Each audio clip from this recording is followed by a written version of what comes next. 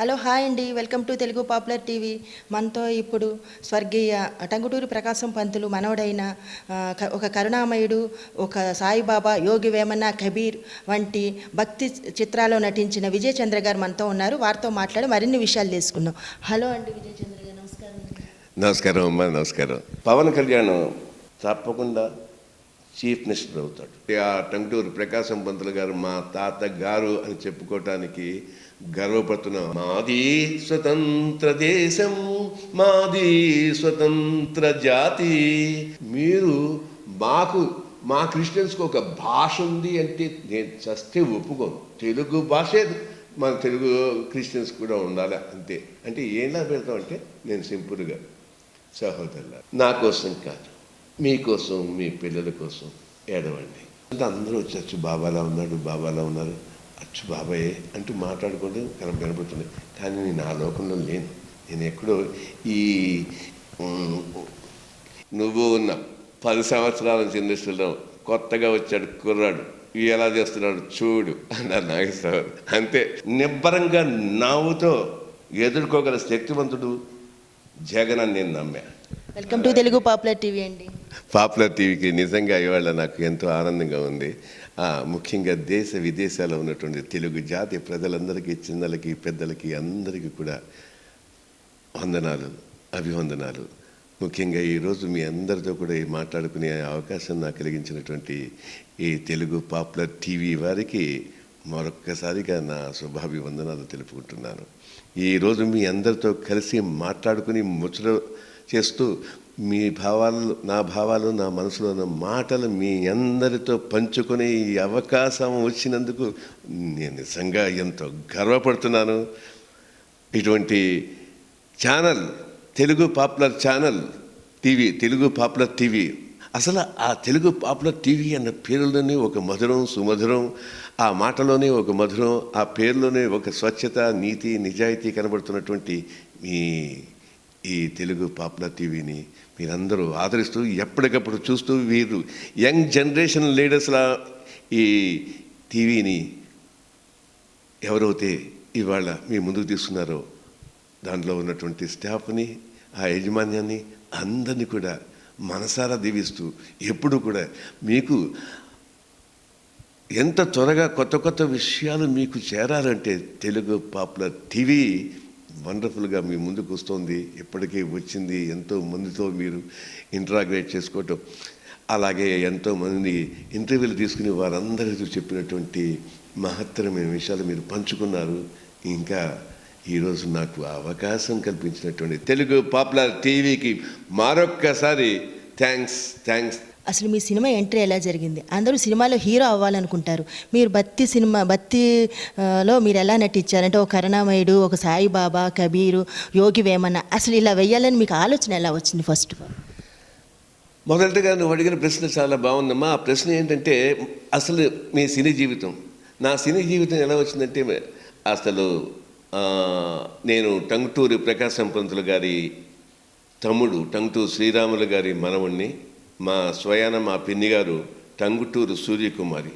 ఆ రోజుల్లో స్వతంత్ర పోరాటం జరుగుతున్న రోజుల్లో ఏ విధంగా అయితే టంగుటూరు ప్రకాశం పంతులు గారు సర్వ ఆస్తులుగా ఒక పణంగా పెట్టి జాతికి విముక్తి కావాలి, ఈ భారత జాతికి స్వతంత్రం కావాలని గాంధీజీ ఇచ్చిన పిలుపుతో మొత్తం కోట్లు ఆస్తిని ఆ రోజుల్లో ఒక బారెట్లాగా సిఆర్ దాస్ అండ్ మోతీలాల్ నెహ్రూ, మన టంగుటూరి ప్రకాశం, ఆంధ్రకేసరి, ఈ ముగ్గురే కోట్లు ఆ రోజుల్లో వాళ్ళు సంపాదించిన ఆస్తులు అలా ఉండేవి అనమాట. ఆ నోటు ఆ బాపూజీ పిలిచిన పిలుపుతో స్వతంత్ర పోరాటంతో మీ తాతలు, మా తాతలు, మన తాత ముత్తాతలు అందరూ ఎన్నో త్యాగాలు చేసి సంపాదించినట్టు ఈ స్వాతంత్రానికి పునాది వేసినటువంటి ఆ టంగుటూరి ప్రకాశం పంతులు గారు మా తాత గారు అని చెప్పుకోవటానికి గర్వపడుతున్నాం. ఆస్తులన్నీ పోయినా కూడా స్వతంత్ర ఉద్యమంలో ఆ మహానుభావుడు పోషించిన పాత్ర,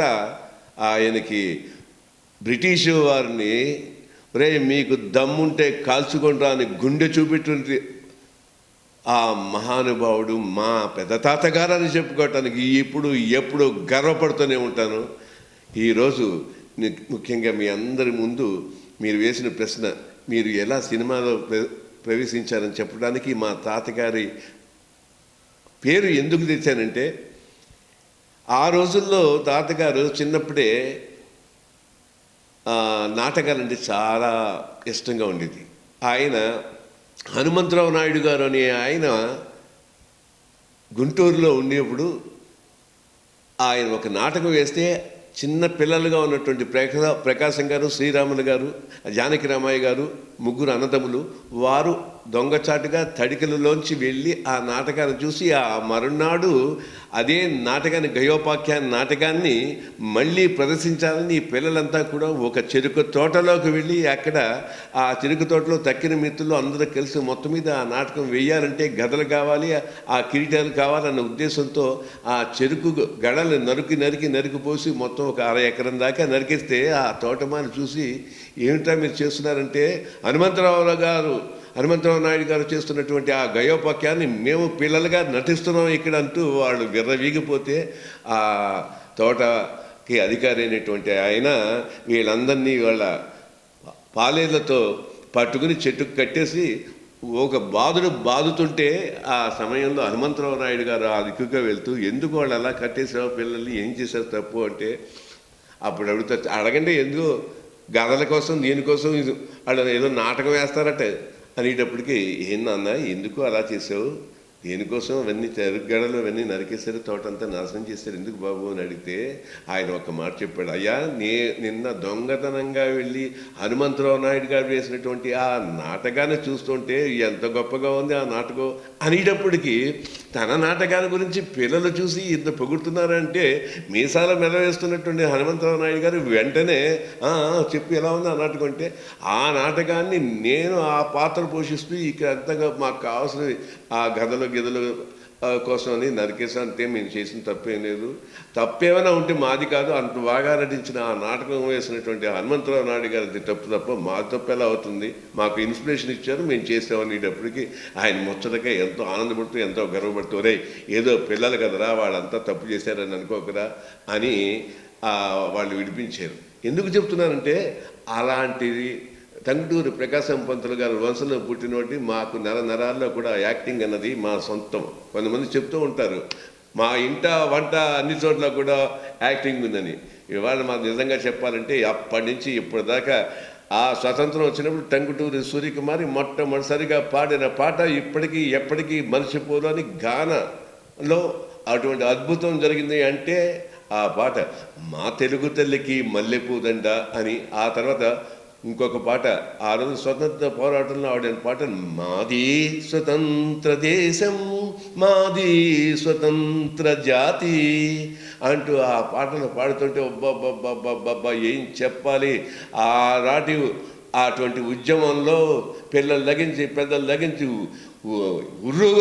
ఉర్రూగలు ఊగుతూ పార్టిసిపేట్ చేసి, ఉప్పు సత్యాగ్రహాల్లోనూ అని ప్రతి దీంట్లోనూ కూడా పార్టిసిపేట్ చేసి విధంగా వెళ్ళటానికి తోడ్పాటు పడ్డటువంటి కుటుంబం మాది.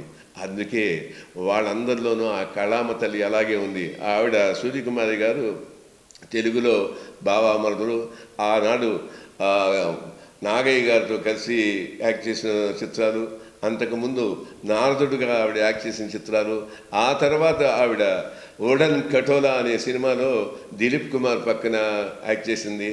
ఆ తర్వాత ఇంకొక సినిమాలు ఇట్లాగా తెలుగు, తమిళ అన్ని భాషల్లో నటించినటువంటి మా పిన్నిగా స్వయాన మా అమ్మగారి చెల్లెలు. అలాగే ఆ వారసత్వంతోనే నాకు కూడా చిన్నప్పటి నుంచి కూడా నాటకం అంటే పిచ్చ, మామూలుగా పిచ్చ కాదు, పిచ్చ పిచ్చ పిచ్చ. ఎప్పటికైనా సరే హీరో అవ్వాలి, నటుడిని అవ్వాలనుకునే ప్రయత్నంలో ఈ సినిమా ఇండస్ట్రీలో ప్రవేశించాను. అన్నట్టు మర్చిపోయాను. ఇంకో విషయం ఏంటంటే, నేను అనుకున్నాను కానీ అప్పటికే మాది కాకినాడలో రాఘవ కళా సమితి అని మాత్రమైనటువంటి ఎవ్వరు మర్చిపోలేనటువంటి సినిమా తీసినటువంటి ఏడిద నాగేశ్వరరావు గారు అక్కడ మాకు ఆ రాఘవ కళా సమితిలో మేము మెంబర్స్గా ఉంటూ అక్కడ నాటకాలు వేస్తూ ఉంటే నిజంగా ఆ హనుమంతరావు నాయుడు గారు ఎలాగైతే మాకు అండగా నీరుగా ఉండి ప్రకాశంగానే ఒక మహానటుడుగా కూడా తీర్చిదిద్దారో, ఇక్కడ చూస్తే అదే ఏడు నాగేశ్వరరావు అనే ఆయన నేను చిన్నప్పటి నుంచి చూస్తే ముద్దుగా బొద్దుగా ఉండేవాడినని, ఆయన వేస్తున్నటువంటి డ్రామాలన్నింటిలో కూడా ఇన్స్పెక్టర్ జనరల్ ఇలాంటి సినిమాల్లో నాటకాల్లో వేయటానికి మేము పోళ్లవారి వీధిలో కాకినాడలో ఉన్నప్పుడు అక్కడ ఏమైందంటే, పోళ్లవారి కాకినాడలో ఉన్నప్పుడు నాటకాల్లో నేను వేయాలి, ఆ పాత్ర వేయాలనే ఉద్దేశంతో ఆయన మా ఇంటికి వచ్చేవారు. మా ఇంటికి రావటానికి అది పోళ్లవారిలో పొంత ఒక 300 గజాలు ఆ ఇసుకలో తోసుకుంటూ వచ్చి నన్ను బతిమల్లి బామాలి రారా బాబు నువ్వు మంచి ఆర్టిస్ట్ అవుతావని తీసుకెళ్ళి ఆ నాటకాలు వేయించినటువంటి ఆ ఏడి నాగేశ్వరరావు గారిని ఎప్పుడు మర్చిపోను. అక్కడి నుంచి నాకు లోభి అనే నాటకంలో మూర్తిరాజు గారు రాసిన నాటకంలో యాక్ట్ చేశాను. ఆ తర్వాత రూమ్ నెంబర్ 9లో ఎప్పుడు కూడా ఎవరైనా సరే ఒక ఆర్టిస్టు గొప్ప ఆర్టిస్టు అవ్వాలంటే నాకు ఏకలవ్య శిష్యుని ఎవరికి, నాగేశ్వరరావు గారికి, అక్కినే నాగేశ్వరరావు గారికి. ఆయన ఏ విధంగా అయితే మొట్టమొదటిసారి ఆయన జీవితంలో నాటకాలు వేస్తున్నప్పుడు ఆడ వేషాలు ఎలాగైతే వేశారో, నేను కూడా రూమ్ నెంబర్ 9లో నేను ఆడవేషం వేశాను. అక్కడి నుంచి నా నట జీవితంలో చాలా వాటిల్లో నేనే సొంతంగా ఒక నాటకంలో ఒక పాత్ర, మెయిన్ పాత్ర, అన్ని పాత్రలను ఊహించుకుంటూ 5-6 సీన్లు కూడా ఎలా చేయొచ్చో అన్ని డైలాగుల్లో అలాగా ఆ నాటకాల్లో నేను ప్రవేశించి యాక్ట్ చేయటం చేశాను. ఆ తర్వాత ఏమైందంటే ఎప్పటికైనా హీరో అవ్వాలనే ఉద్దేశంలో ఉన్నప్పుడు అప్పటికే రమణమూర్తి, హరినాథరాజు హీరోలుగా వచ్చేసారు. వాళ్ళు నాకంటే 2 ఏళ్ళు సీనియర్స్ అన్నమాట. అప్పుడు ఎలాగే సినిమా ఇండస్ట్రీలో అవ్వాలంటే, సినిమా ఇండస్ట్రీలో గొప్ప విచిత్రమైనటువంటి ఆలోచనలు ఉంటాయండి. ఎవరైనా ఎప్పుడైనా సరే నేను హీరో అవ్వాలని ప్రయత్నం చేస్తున్నా అంటే, ఎందుకే హీరోతో నీ ముఖం ఫోటోలో అద్దంలో చూసుకున్నావా, ఎంతోమంది వచ్చి ఇవాళ పాండ్య బజార్ తిరుగుతుంటున్నారు, సార్ 5 రూపీస్ ఏమైనా ఇస్తారా, 10 రూపాయలు ఏమైనా ఇస్తారా అని అడుగుతూ ఉంటారు కదా. హాయిగా నువ్వేదో బాగా డబ్బున్న వాళ్ళకి కనబడుతున్నావు, ఏమైనా సినిమా తీయచ్చు కదా అనేటప్పటికీ ఈయన చెప్పింది ఏదో బాగానే ఉందని నేనేం చేశానంటే, మనం సినిమా తీయాలని వచ్చినప్పుడు దారి తప్పిన డాక్టర్ అని మన దాసు గారిని డైరెక్షన్ గాను, బొల్లిమందుల శివరామయ్య కృష్ణ గారిని మాటల రైటర్ గాను, అలాగే రామకృష్ణని హీరో గాను, అండ్ కేకే రెడ్డి మన కేఎస్ రెడ్డి గారని డ్యాన్స్ డైరెక్టర్ వారితో సినిమా తీయటం మొదలుపెట్టితే, అప్పుడు ఈ వీర్రాజు మాధవయ్య మేకప్ ఆర్టిస్టులు అందరూ కూడా అక్కడ ఏం చేస్తూ ఉండేవారంటే, ఆ రోజుల్లో మేకప్ ఆర్టిస్టులకు ఉండే గౌరవం అంతా ఇంత కాదనమాట. సాక్షాత్తు ఎన్టీ రామారావు దగ్గరించి, నాగేశ్వరరావు గారి దగ్గరించి, మా భానుమతి గారి దగ్గరించి కూడా వీర్రాజు గారి మేకప్ రూమ్ ఉందంటే ఆ మేకప్ రూమ్కి వచ్చి అక్కడ వేషాలు వేయించుకునేవారు. అలాగే ఇంకా 2-3 పెద్ద పెద్ద పేర్లు ఉన్నాయి. వాళ్ళు కూడా ఇప్పుడు కూడాను వాళ్ళు వేస్తేనే వాళ్ళ దగ్గర నుంచి క్యూలో నిలబడేవారు మహానటులంతా. అలాంటి వాళ్ళతో నాకు పరిచయం అవ్వటం, అక్కడ ఆ ఈవినింగ్ సాయంకాలం అయ్యేటప్పటికీ నటులందరూ కూడా ఎవరు నాగేశ్వరరావు గారు, సావిత్రి గారు, కాంతారావు గారు అని ఇలాంటి నటులు, రామకృష్ణ గారు, వీళ్ళందరూ వచ్చి షెట్లు అడిగేవారు. సరే ఒక ప్రొడ్యూసరు ముద్ర నాకు పడింది కాబట్టి, సినిమా తీసినా తీకపోయినా పడింది కాబట్టి ఆ రోజుల్లో వెంటనే నేనేం చేసేవాడిని అంటే, నేను షెట్లు ఆడుతుంటే విశ్వనాథ్ గారు కూడా వచ్చారనమాట.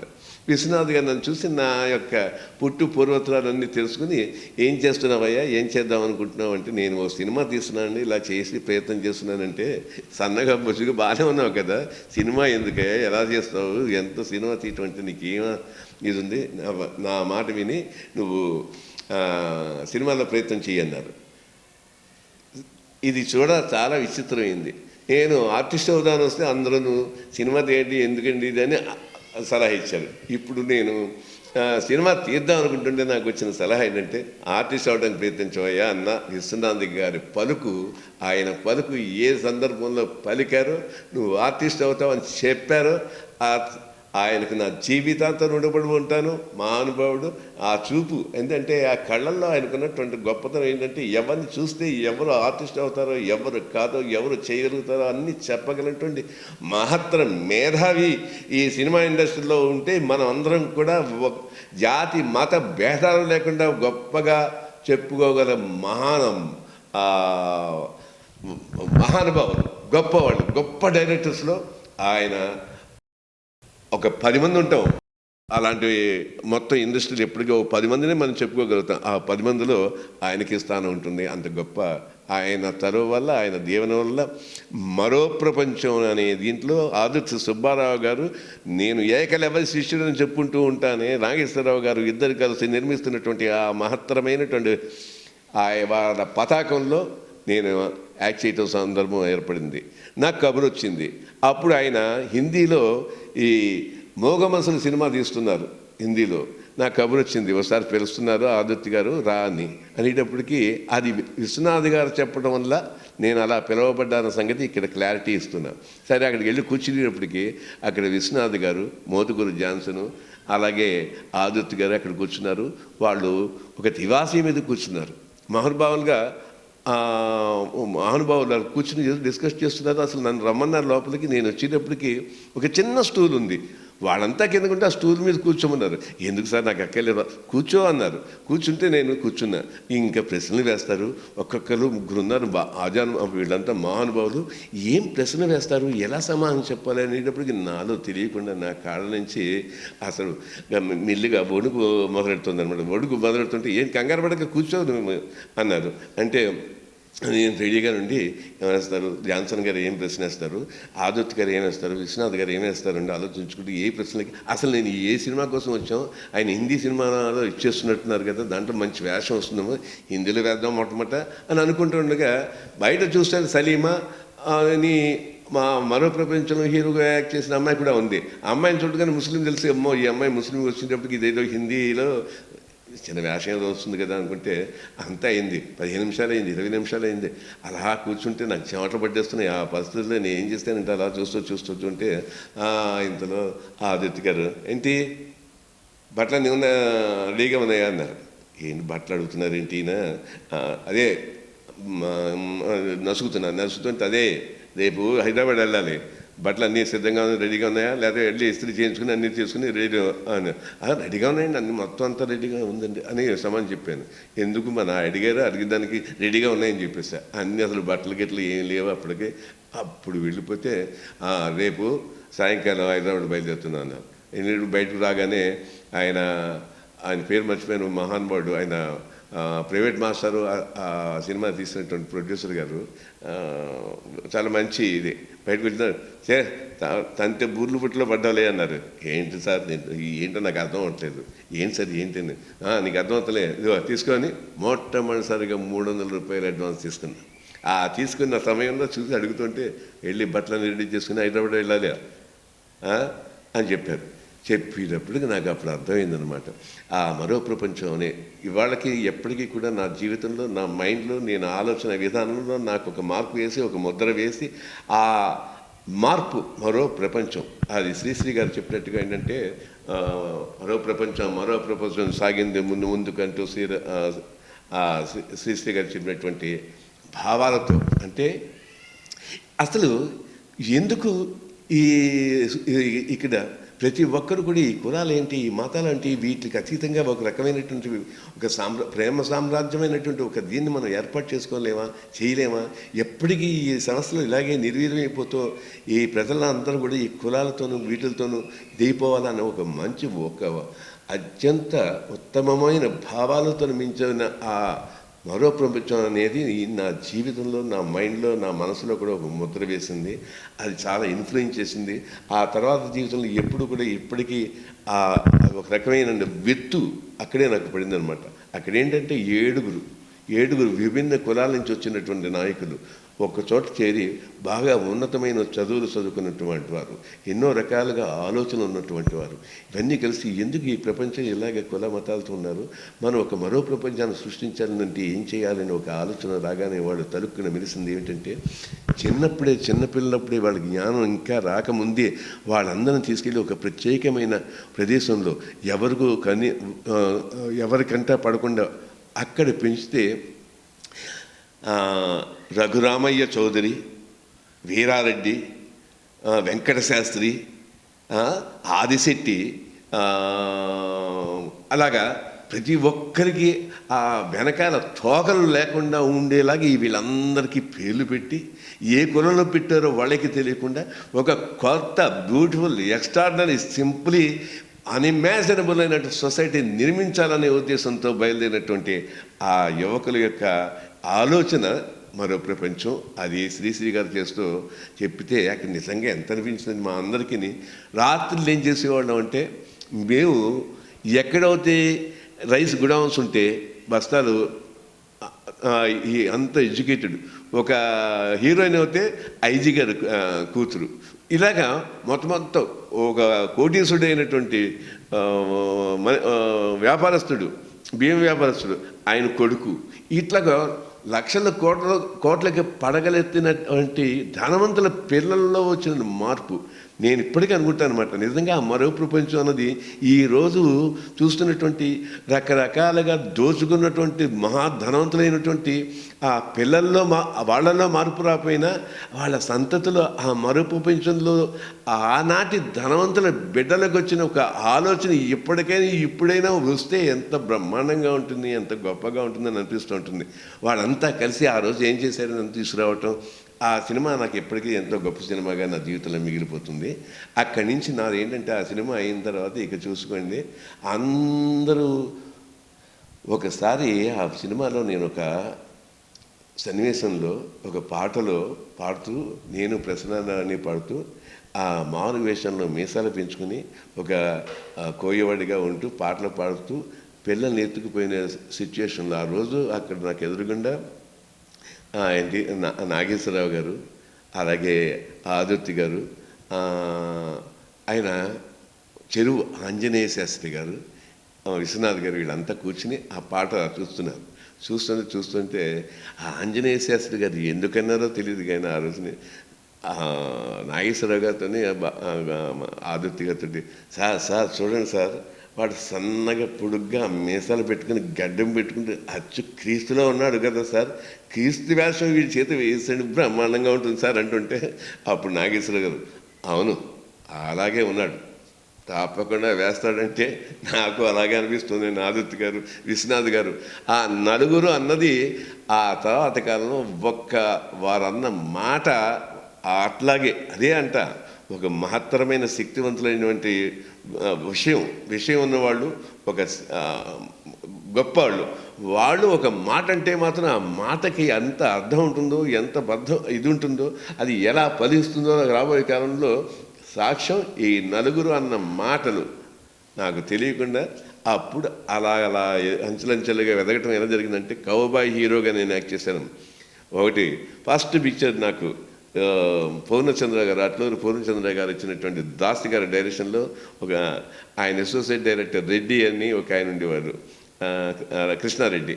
అతను రోజు ఓ సందర్భంలో నేను పాండ్యబజార్లో తిరుగుతుంటే, రావయ్యా నీకు మంచి ఆపర్చునిటీ వచ్చింది అన్నారు. ఏంటన్నారు, నువ్వు ఇవాళ సాయంకాలం పార్టీ ఇస్తావు, తప్పకుండా అండి అన్న.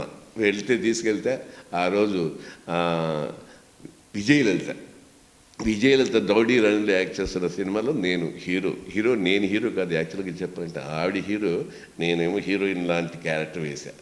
ఎందుకంటే ఆవిడ ఫైట్ అన్నీ చేస్తూ ఉంటుంది, నేను మామూలుగా ఓ సూటు బూటు వేసుకుని క్యాప్ పెట్టుకుని స్టైల్గా వచ్చి ఆవిడ చంపేసిన వాళ్ళ దగ్గరికి వచ్చి ఒకసారి నాకు కాలు పెట్టి అలా ఒక కింద నుంచి అలా కెమెరా అలా వెళ్తున్నాడు.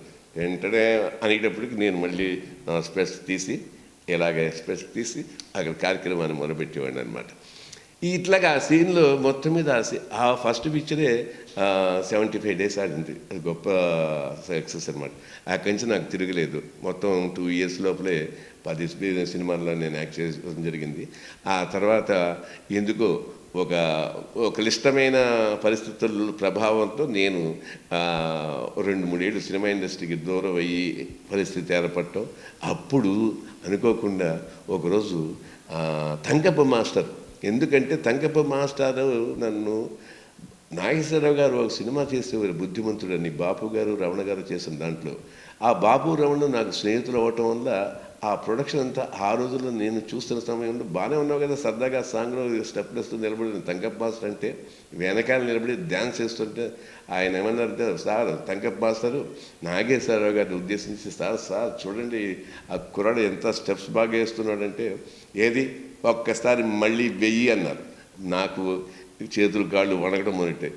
ఏదో నేను ప్రొడక్షన్ అంతా చూస్తుంటే సినిమా తీయటంగా ప్రయత్నం చేద్దాం అనుకున్న వాడికి ఇది ఏంటి అనుకుంటున్న సందర్భంలో అప్పుడు వెంటనే ఆ రీప్లై చేసేటప్పటికి స్టెప్స్ వేసా. నాకు తెలిసిన షమ్మీ కపూర్ టైప్లో నేను కొంచెం షమ్మీ కపూర్ అంటే నాకు ఆ రోజులు చాలా ఇష్టం. ఆయనలాగా ఊగుతూ ఆగుతూ ఇచ్చేసేటప్పటికి ఆయన వెంటనే నేను అక్కడ సుబ్బారావుని ఈ సినిమాలోను ఏది బాపురావులో తీసుకొచ్చుకోండి ముత్యాల ముగ్గులో డప్పు వాయిస్తూ ఉంటాడే అతను నా పక్కన ఉండగా దాంట్లోనే నేను కనకాల దేవదాసు మేమంతా వెనకాల ఉన్నాం అనమాట. అంటే చూడు సుబ్బారావు, నువ్వు ఉన్న 10 సంవత్సరాల నుంచి ఇండస్ట్రీలో కొత్తగా వచ్చాడు కుర్రాడు, ఎలా చేస్తున్నాడు చూడు అన్నారు నాగేశ్వరరావు. అంతే, ఆ మన్నా చూస్తే కట్ చేస్తే మళ్ళీ మరో ప్రపంచంలో నేను 1 ఆఫ్ ది 7 హీరోస్లో నేను ఒక హీరోని అనమాట. మెయిన్ హీరో నాగేశ్వరరావు గారే. ఇలా జరుగుతుంది మెల్లిగా. అక్కడి నుంచి దేవి లలితాంబ, సిఐడి రాజు, మా ఊరి మునగాళ్ళు, బస్తీ బుల్బుల్, ఇలాగా వరుసగా సినిమాల్లో యాక్ట్ చేయడం జరిగింది. అప్పుడు ఒక మహత్తరమైన పరిస్థితుల్లో, క్లిష్ట పరిస్థితుల్లో ఉంటే రకరకాలుగా అసలు మనుషులోనే ఇది లేక నిలకడ లేక ఉన్నటువంటి పరిస్థితుల్లో ది గ్రేటెస్ట్ నాకు అనిపిస్తూ ఉంటుంది అనమాట. ఆ రోజు నేను ఉన్న పరిస్థితుల్లో చూస్తుంటే నాకు ఉన్నటువంటి ఒక మనిషికి ఏవేవైతే గొప్ప మంచి అలవాట్లు ఉండాలో ఆ మంచి అలవాట్లు అన్నీ నాకు ఉన్నాయి ఆ రోజుల్లో అనమాట. ఆ మంచి అలవాట్లు అంటే దానికి ఆపోజిట్ అలవాట్లన్నీ మీరు అర్థం చేసుకుంటే చాలా బాగుంటుంది. ఎందుకంటే నాకు ఏది ఒక గొప్ప అలవాటు మంచి అలవాటు లేకుండా రకరకాలుగా పేకాడ తగ్గించి ఇలా రకరకాలుగా రెచ్చిపోతూ ఎందుకు పనికిరాని ఒక దీంట్లో ఉన్నప్పుడు అప్పుడు సడన్గా తంగప్ప మాస్టర్ నన్ను పిలిచి నువ్వు క్రీస్తు వేషం వేయాలి అన్నారు. ఆయన అన్నారు కానీ కొన్ని డేట్స్ నాకు కుదరక వేయలేకపోయాను. ఇంత లోపల ఒక సినిమాలోను రారాజు క్రీస్తు అనే సినిమాలో క్రీస్తు వేషం వేయటానికి నన్ను ఎన్నుకోవటం, నన్ను చేయటం అయింది. నాతోను ఒక్కరోజు కూడా షూటింగ్ జరగకుండానే ఆ సినిమా ఆగిపోయింది. తెలుసో తెలియకో ప్రెస్ మీట్లో నేను చేసిన కొన్ని శపథాలు ఉన్నాయి. అది ఏమిటంటే క్లారిటీ ఇస్తున్నా, నేను రామారావు గారు రాముడు కృష్ణుడిగా యాక్ట్ చేస్తే ఒబ్బబ్బ పురాణ పురుషుడిగా అయిపోయి ఇవాళ ఆయన తిరుగులేని హీరో అయిపోయారు కదా.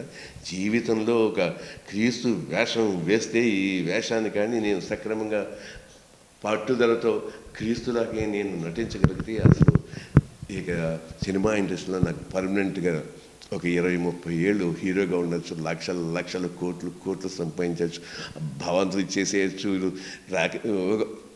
ఊహాగానంలో ఉంటే ఆ ప్రెస్ మీట్లో ఏమన్నారంటే వారు అడిగారు అనమాట, ఏం సార్ మీరు క్రీస్తు వేషం వేస్తానికి ఒప్పుకున్నారు అనుకుంటాను, ఇప్పటికే బాగానే మంచి సినిమాలు వచ్చాయి, 10 సినిమాల దాకా మీరు హీరోగా నటిస్తున్నారు, ఇప్పుడు మీరు హీరో అవ్వాలి లేదా, మీకు ఎందుకు ఈ సినిమా ఇచ్చేస్తున్నారంటే, ఎందుకంటే మీరు అలా అడుగుతున్నారో నాకు అర్థం కావట్లేదు, ఏంటి మీరు చెప్పేది అని అడిగేటప్పటికీ, ఏం లేదు సార్ మీకు తెలుసో తెలీదో ఎంజి రామచంద్ర గారు the greatest actor in Tamil Nadu, ఆయన క్రైస్తు వేషం వేద్దాం అనుకుని మేకప్ వేసుకుని స్టిల్ తీసుకుని ప్రొడ్యూసర్స్ అంతా ఈయనకి అడ్వాన్స్ ఇవ్వటం అంతా జరిగిన తర్వాత ఫోటోలన్నీ కూడా కిళ్ళీ షాపుల్లో పాన్ షాపుల్లో కూడా ఆయన బొమ్మ క్రీస్తుగా వచ్చేసింది. తర్వాత పెద్దలు వెళ్ళి ఆయన దగ్గర ఒక మాట చెప్పారు, అయ్యా మీరు మహత్తరమైన హీరోవి, ఎందుకు ఆ పాత్ర వేయాలని మీరు కోరుకుంటున్నారు, మీకు తెలుసో తెలియదో కానీ ఒక రకమైనటువంటి ఆలోచన ఉంది, ఒక రూమర్ ఒకటి ఉంది, ఆ రూమర్ కాదు జరుగుతుంది కూడా నమ్మకం ఒకటి ఉంది, ఆ నమ్మకం ఏంటంటే ఎవరైతే క్రీస్తు వేషం వేయాలనుకుంటారో ఎవరైతే క్రీస్తు వేషం వేస్తారో వాళ్ళు నామ రూపాలు లేకుండా అయిపోతారని ఒక ప్రపంచంలోనే ఒక ఇది ఉంది. అందుకే మీరు చూసారో లేదో 10 కమెంట్స్లో క్రీస్తు వేషం వేసిన అతని అంగీని చూపెట్టారు తప్ప అతను బెనహర్కి నీళ్లు పోస్తుంటే అతను తాగుతున్నట్టుగా అంగీని అతని కాళ్ళను చూపెట్టారు కానీ ఫేస్ను కూడా చూపెట్టలేదు. మీకెందుకు అంటే ఆయన పెద్దలు చెప్పిన మాటలు విని ఆ వేషం వేయటానికి నిరాకరించారు కదా, మరి మీరెందుకండి హీరో వేస్తున్నారు, హీరో చక్కగా బ్రహ్మాండంగా ఇవాళ జూనియర్ కృష్ణలా ఉన్నాడు, కృష్ణలా చేస్తున్నాడు, అలా తమ్ముడు అని పేరు వచ్చిందని చెప్తూ ఉంటే నేను ఏం చెప్పాలనుకున్నాను, నాకెందుకు ఇది, నేను వేయటం లేదు, నేను చచ్చిపోవాలని లేదు, నేను హీరో అవ్వాలని నేను చెప్పాలని చెప్తే 80% చచ్చిపోయినా సరే నాకేమీ భయం లేదు, ఖచ్చితంగా ఆ పాత్ర వేసి తీరుతా అని చెప్పేసిన తర్వాత ఏంటి ఇలా చెప్తున్నానని నాకే భయం వేసింది అనమాట. మీ కర్మ అండి, మేము చెప్పాం, వింటారు లేకపోతే లేదు. కానీ ఇంకో సంగతి అండి, మీరు రామారావు గారు ఆ పాత్రలు వేసేటప్పుడు రాముడు కృష్ణుడిగా వేస్తుంటే ఎంతో నిష్ఠతో చేస్తూ ప్రతిదీ కూడా చాలా సక్రమంగా చేస్తూ ఉండేవారు కదా, నేల మీద పడుకుని ఆయన నిద్రించేవారని ఈ సంగతులన్నీ మీకు తెలుసు కదా. మరి మీరు కూడా ఏంటి ఈ మధ్యకాలంలో విజయ్ ఛానల్తో మీరు వేసే పాటలు, ఆ అడుగులు, స్టెప్పులు, వెనకలబడుతూ పిచ్చ గెంతులు, లవ్ సీన్స్ ఇవన్నీ చేస్తూ కూడా ఓ పక్కన ఇలా చేస్తూ మరో పక్క జీసస్ క్రైస్ట్ వేస్తే ఎలా ఉంటుంది, బాగుంటుందంటే సార్ మీరు చెప్పింది చాలా కరెక్ట్ అండి, నిజంగా చెప్తున్నాను. మీరు నవంబర్ రోజుల్లో మీరందరూ కూడా గౌతమ్ గారు కానీ, కాగడా శర్మ గారు కానీ, భాస్కర్ ప్రకాశం గారు మీరందరూ కూడాను నన్ను హోటల్కి తీసుకెళ్ళి మీరు నాకు టిఫిన్ పెట్టి ఇచ్చేసి ఎంతో నా బిగినింగ్ స్టేజ్లో ఎంతో ఆదుకున్నారు. మంచి మిత్రులు. మీరు చెప్తున్న మాట ప్రకారంగా నేను ఏం చేస్తానంటే, నేను మాత్రం అలాంటి నిర్ణయం తీసుకోలేదు. నేను ఈ చిత్రంలో నేను యాక్ట్ చేయనని చెప్దామని మళ్ళీ నిర్ణయం తీసుకున్న తర్వాత ఎట్టి పరిస్థితుల్లో ఒకవేళ నా ఈ సినిమా వాళ్ళు ఏమన్నారంటే, ఈ సినిమా వేస్తూ ఉంటున్నారు అలాగే చేస్తానంటే నేను అలాగే చేస్తాను, ఆ పద్ధతిలో చేస్తానన్నారు. అండ్ మీరు ఆ పద్ధతిలో నువ్వు చేస్తానంటే ఈ సినిమా అయ్యేదాకా వేరే సినిమాలో చెయ్యనని అంటున్నారు కాబట్టి మరి ఒకవేళ సినిమా ఆగిపోతే మీ జీవితం ఏమవుతుందని, మీరు హీరో కాలేరు కదా అన్నారు. అదేంటండి, కాలుకేస్తే మెడకేస్తారు, మెడకేస్తే కాలుకేస్తారు, మీరు అన్నట్టుగా ఆయన చేసినట్టుగా పవిత్రంగా చేస్తున్నాను, ఈ సినిమా అయిపోతుంది కదా, అయిపోయేదాకే వేరే సినిమాలో యాక్ట్ చేయనని చెప్పాను, అంత మాత్రం చేత మీరు ఇలాగ అడిగితే నేను ఏం సమాధానం చెప్తాను. కానీ ఒక మాట మాత్రం నిజమేనండి, సినిమా ఆగిపోతే నేను మళ్ళీ హీరో కాలేను కాబట్టి ఖచ్చితంగానండి నేను అలాంటి నియమం ఏం లేకుండాను ఈ సినిమా వేరే సినిమా చేస్తూ ఉంటానని చెబుదాం అనుకుంటూ చెప్పిన మాట ఏంటంటే, ఈ సినిమా అయ్యేదాకా వేరే సినిమాలో చచ్చిపోయిన, సినిమాలో ఇండస్ట్రీ నుంచి బయటికి వెళ్ళిపోయిన, ఎట్టి పరిస్థితుల్లో కూడా అయ్యేదాకా ఈ క్రీస్తు సినిమా అయిన తర్వాత నేను ఇంకో సినిమాలో యాక్ట్ చేస్తానన్న సంగతి చెప్పాను అనమాట. ఇలా చెప్తుంటే వాళ్ళంతా ఆశ్చర్యపోయి మేము ఏం చేస్తామండి, ఒక స్నేహితుడిగా మంచి మాట చెప్పాము, మీరు దాన్ని వింటారు, వినకపోతే మేమేం చేస్తాం, ఒక మంచి మిత్రులుగా మీ సలహా ఇచ్చాం, మీ ఇష్టం అన్నారు. కానీ బయటకు వచ్చిన తర్వాత ఏంటి ఇలా చెప్పాను, నేనేమో ఇలా చెప్దాం అనుకున్నాను, నేను ఈ సినిమాలో యాక్ట్ చేయనండి అని చెప్దాం అనుకున్నాను. ఆ తర్వాత అలాంటి నిర్ణయాలు ఏం లేదండి, సినిమా అయిపోతే వేరే సినిమాలో యాక్ట్ చేసుకుంటానని చెప్దాం అనుకున్నాను. ఈ రెండు కూడా నేను చెప్పలేకపోతున్నాను. నేను చెప్పకుండా వేరే విధంగా నా మాటలు వచ్చేసాయి. ఎందుకు వచ్చాయి అంటే ఇప్పుడు నాకు అప్పుడే అర్థమైంది అనమాట. ఏదో అతీతమైన శక్తి, కానరాని శక్తి, ఒక బలమైన శక్తి, ఆ శక్తే నా చేత అలా పలికించిందని. ఆ తర్వాత ఆ సినిమా అంతా 5 ఏళ్ళు కష్టపడి నరకం అనుభవించి ఆ నరకాన్ని నుంచి బయటపడ్డ సమయంలో నాకు అర్థమైంది ఆ శక్తి ఎవరో కాదు, కరుణామయుడు, ఆ క్రీస్తు మహానుభావుడే అని. అంటే ఈ 5 ఏళ్ళు నన్ను అలాగా నరక యాతన పెట్టడానికి కారణం ఏమిటంటే, ఆ రోజుల్లో ఎన్టీ రామారావు గారు నిర్మించే చిత్రాలకు 16 లక్షలు, అలాగే నాగేశ్వరరావు చేసే 15 లక్షలు అయ్యే రోజుల్లో 5 సంవత్సరాలు రామారావు 29 లక్షలు పెట్టి ఆ సినిమా నేను తీగిరే శక్తి నాకు ఇచ్చింది ఆ భగవంతుడే. ఆ రకరకాలుగా అలాగా ఆగుతూ చేస్తూ మళ్ళీ మొదలయ్యేలాగా దినగండం 100 ఆ చిత్రం 5 ఏళ్లకు మొత్తం మీద సినిమా తీసి బయటపడ్డ సమయంలో నాకు అనిపించింది ఏంటంటే, నేను ఎలా ఉండాలి, ఆ పాత్రకి ఎలా ఉంటే బాగుంటుంది. అదే 29 లక్షలు నాకు బిగినింగ్లో ఉంటే ఒక నెల 15 రోజుల్లో 2 నెలల్లో 3 నెలల్లో షూటింగ్ కంప్లీట్ చేసి రిలీజ్ చేసేవాడిని. కానీ అదే డబ్బు నా దగ్గర ఉండుంటే పొద్దున్న సాయంకాలం హాయిగా బీరు కానీ మందు కానీ లేకపోతే తినటానికి మంచి మటన్ చికెన్లు ఇవి చేసుకుంటూ పొద్దు నుంచి స్పెషల్గా గుహారి నుంచి అక్కడి నుంచి స్పెషల్ తెప్పించి తింటూ ఉంటే బాగా బంగిని పిల్లి మామిడి పండులా చెంపలు పెరుగుతుంటే ఆ సినిమా అయ్యేటప్పటికీ ఆ క్యారెక్టర్లో క్రీస్తు ఎలా కనబడతాడంటే క్రీస్తులా కనబడ్డాడు.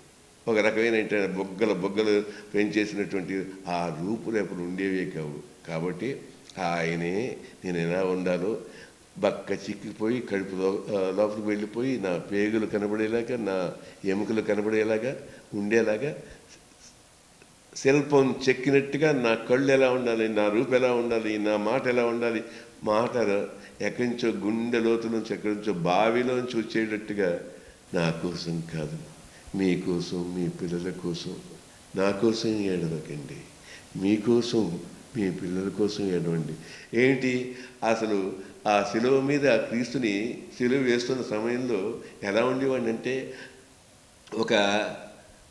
ఒక అంగీని ఇలా కింద పడేస్తే మళ్ళీ ఇలా పైకి లేచి అంగీలాగా అలాగా కూలిపోయి ఉండేవాడిని. మెల్లిగా 2-3 వచ్చి మెల్లిగా లేపి ఆ సిలువ దగ్గరికి తీసుకెళ్ళి పైకి, అంత వీక్గా, అంత మాట గీడ రాకుండా కళ్ళంతా లోకిపోయి అంత ఆ విధంగా ఏంటంటే ఆ క్రీస్తు నన్ను మోల్డ్ చేశారని ఇప్పటికీ నమ్ముతున్నాను, ఎప్పటికీ నమ్ముతున్నాను.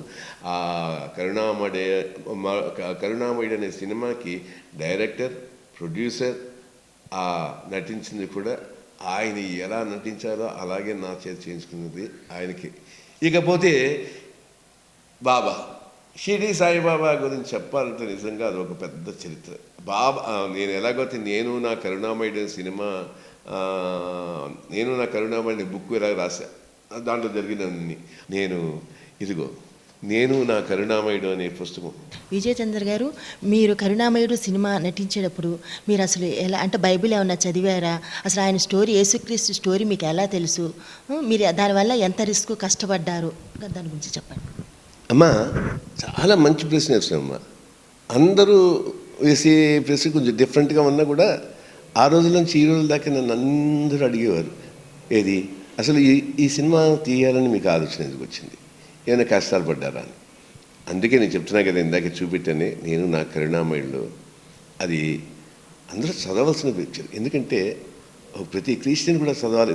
అసలు ఆ కరుణామయుడు ఎన్ని మహిమలు చేశాడో, ఎన్ని రకాలుగా మహిమలు చేశాడో నా జీవితంలో ఆ సినిమా తీస్తున్నప్పుడు జరిగింది ప్రతి ఒక్కటి కూడా ఒక మహిమ. ఆయన చేసిన మిరకల్స్ 1 కాదు 2 కాదమ్మా, 4-5 ఏళ్ళలో కూడా ఎప్పటికీ. అంటే ఆయన మాట అన్నారే, ఆయన ఒక చెయ్యి ఇచ్చారంటే ఆ చెయ్యి పట్టుకుని నడిపిస్తాడు, చెయ్యి వదిలేదు దేవుడు కాదు. Christ is something special, very special. ఆ విషయంలో నా జీవితంలో నేను ఎన్నో సార్లు భ్రమ చెందేవాడిని అనమాట. ఈయనేంటి నన్ను నడి సముద్రంలోకి తీసుకెళ్ళిపోయి ఈత రాని వాడిని తీసుకెళ్ళి అక్కడ తోసేసాడు ఏ కరుణామయుడు. నేను ఎలాగే అంటే అక్కడి నుంచి నేను ఆ ఈత నేర్చుకుంటూ ఆ తప్పడరుగులతో అలా బయటపడేదాకా నా వెనక ఉండి తెలియకుండా మునిగిపోతాను, మళ్ళీ మునిగిపోతాను లేపుతూ మెల్లిగా నన్ను ఒడ్డుకు పడేసినటువంటి ఆ కరుణామయుడు అని సినిమా అయిపోయిన తర్వాత నాకు అర్థమైంది. ఇక కష్టాలు అంటామమ్మా, కష్టాలు 1, 2, 3, 4 చెప్పడానికి. ఒక సందర్భంలో ఏంటంటే ఆ రోజుల్లో ఆ సినిమా తీస్తున్నప్పటికీ ఎన్నో రకరకాలుగా కాంప్లికేషన్స్ వచ్చాయి. ఎందుకంటే ఆ సినిమాని రారాజు క్రీస్తు అనే సినిమా తీయటం కోసం ఒకళ్ళు ఫాదర్ బాలిగిరి చైర్మన్గా ఉన్నటువంటి క్రిస్టియన్ కమ్యూనికేషన్ సెంటర్ సికింద్రాబాద్ వారు ప్రయత్నం చేయడం జరిగింది. వారేమో కొంత డబ్బు వారికి ఇవ్వటం, ఇచ్చిన డబ్బుతోనేమో సినిమా తీయడానికి ప్రయత్నం చేస్తూ కూడా ఆ సినిమాలో నన్ను క్రైస్ట్గా బుక్ చేసుకున్నా కూడా నా సినిమా ఒకటికి రాలేదప్పటికీ. ఈ లోపుని వారు ఆ సినిమా ఏ సినిమా అయితే వాళ్ళు తీయాలని వాళ్ళతో కొలాబరేషన్ అయ్యారో ఆ సినిమా తీయకుండా వేరే సినిమా ఆడది అరిటాక్ అని విశాఖపట్నంలో తీయటం, మొత్తం మీద అంటే ఈ డబ్బు ఆ డబ్బు అన్నీ కూడా ఖర్చు అయిపోవడంతో వాళ్ళు ఆ సినిమాని ఇంకా ముందుకు తీసుకెళ్ళలేని పరిస్థితుల్లో నేను ఇందాకే చెప్పా కదా, నేను ఏ విధంగా అయితే ఆ పాత్రికేయుల మీటింగ్లో నేను చేసిన శపథాలు నేను చేస్తాను అన్న దానికి కట్టుబడి ఉండి నేను ఒక్కడిని వేరే సినిమాల్లోకి యాక్ట్ చేయలేకపోయాను. సినిమాల్లో ఎన్ని కష్టాలు పడ్డానో ఆ సినిమా మళ్ళీ మొదలెట్టేదాకా ఒక్క 30 రూపాయలు ఫాదర్ బాలిగారు నాకు పంపించేవారు. ఆ 30 రూపాయలతో మా ఇంటి నుంచి మా నాన్నగారు పంచే 30 రూపాయలతో, అలాగే సజ్జల చిట్టిబాబు గారు వాళ్ళ ఫ్యామిలీతో వాళ్ళ ఇంట్లో తింటూ అట్లాగే ఎన్ని కష్టాలు అన్నమాట. ఒక్కొక్క రోజునైతే వేరుశనగకాయలు తిని రాత్రి పడుకునే రోజులు, మడత మంచం పడుకునే రోజులు. ఇలాంటి పరిస్థితుల్లో ఇప్పుడు ఎలా ఈ సినిమా ఆగిపోయింది, శపథం చేసాం, ఈ శపథం నెరవేర్చుకోవాలంటే ఏం చేయాలంటే మనమే ఈ సినిమాని తీయవలసి వస్తుందేమో అనే ఉద్దేశంతో నాకు ఒక ఆలోచన వచ్చి ఆ చిట్టిబాబు గారి అడ్వైజ్ వల్ల, ఆ మహానుభావుడి అడ్వైజ్ వల్ల నేను ఈ ఇండస్ట్రీలో వచ్చాను. ఇప్పటికీ ఒక హీరోగా ఉంటున్నానంటే ఆ కుటుంబం ఎప్పటికీ మర్చిపోలేని కుటుంబం, మహత్తరమైన కుటుంబం. వాళ్ళు నాకు అండగా తోడుగా ఉంటూ ఏం చేశారంటే ఆ, నేను ఆ, ఒక లూమ్స్ ఇండియా అనే సంస్థ స్థాపించి దాంట్లో కింగ్స్ సైజ్ బెడ్ స్ప్రెడ్స్, అలాగే క్వీన్ సైజ్ బెడ్ స్ప్రెడ్స్, మన హ్యాండ్లూమ్ బెడ్ స్ప్రెడ్స్ని అమెరికా, స్వీడన్ పంపించడానికి మేము ఒక బిజినెస్ స్టార్ట్ చేయటం. దాంట్లో ఒక ఇద్దరు రాజులు, కృష్ణరాజు గారు, వెంకటరాజు గారు, వాళ్ళు కూడా సహాయ సహకారాలతో, అలాగే గోపి అని ఒక మిత్రుడు, అలాగే ఇంకో ఆయన కలిసి అందరూ చిట్టుబాబు గారు కలిసి చేయటం జరుగుతోంది. బాగానే వచ్చింది. నేను అక్కడ ఇక్కడ కూర్చుని అమెరికా కాన్సులేట్లకు వెళ్ళి ఒక గంట, 2 గంటలు, 3 గంటలు కూర్చుని ప్రపంచంలో హ్యాండ్లూమ్ బిజినెస్ ఎవరెవరు ఆర్డర్స్ ఇస్తున్నారని వాళ్ళ అడ్రస్లు తీసుకోవటం, పోస్ట్ చేయటం ఇలాగా చేస్తుంటే నాకు ఒక ఆర్డర్స్ రావడం మొదటి. అబ్బా, ఈ ఆర్డర్స్ వస్తున్నాయి, ఈ బిజినెస్లో లక్షలు సంపాదించే సినిమా ఎలాగైనా తీస్తానని అనుకున్న సమయంలో ఒక 4 లక్షల ఆర్డర్. అంటే 30 రూపాయలు, 35 రూపాయలు, 20 రూపాయలు ఆ రోజుల్లో ఒక బెడ్ స్ప్రెడ్ ఫారెన్ పంపించేది. ఆ రోజుల్లో డాలర్కి 7 రూపాయలు లెక్క ఉండేది. అప్పుడు 4 లక్షలు విలువ చేసే ఒక 3,000, 2,000, 3,000 మధ్యన ఉంటాయి. అలాంటిది బెడ్ స్ప్రెడ్స్ రిజెక్ట్ అయిపోయాయి అన్నమాట. రిజెక్ట్ అయిపోయేటప్పటికీ ఏం చేయాలో అర్థం కాలేదు. మా ఆఫీస్ అంతా కూడా ఎక్కడ చూసినా బెడ్ స్ప్రెడ్స్, రంగు రకరకాల రంగులు, మాత్రమే మంచి క్వాలిటీ ఇవన్నమాట.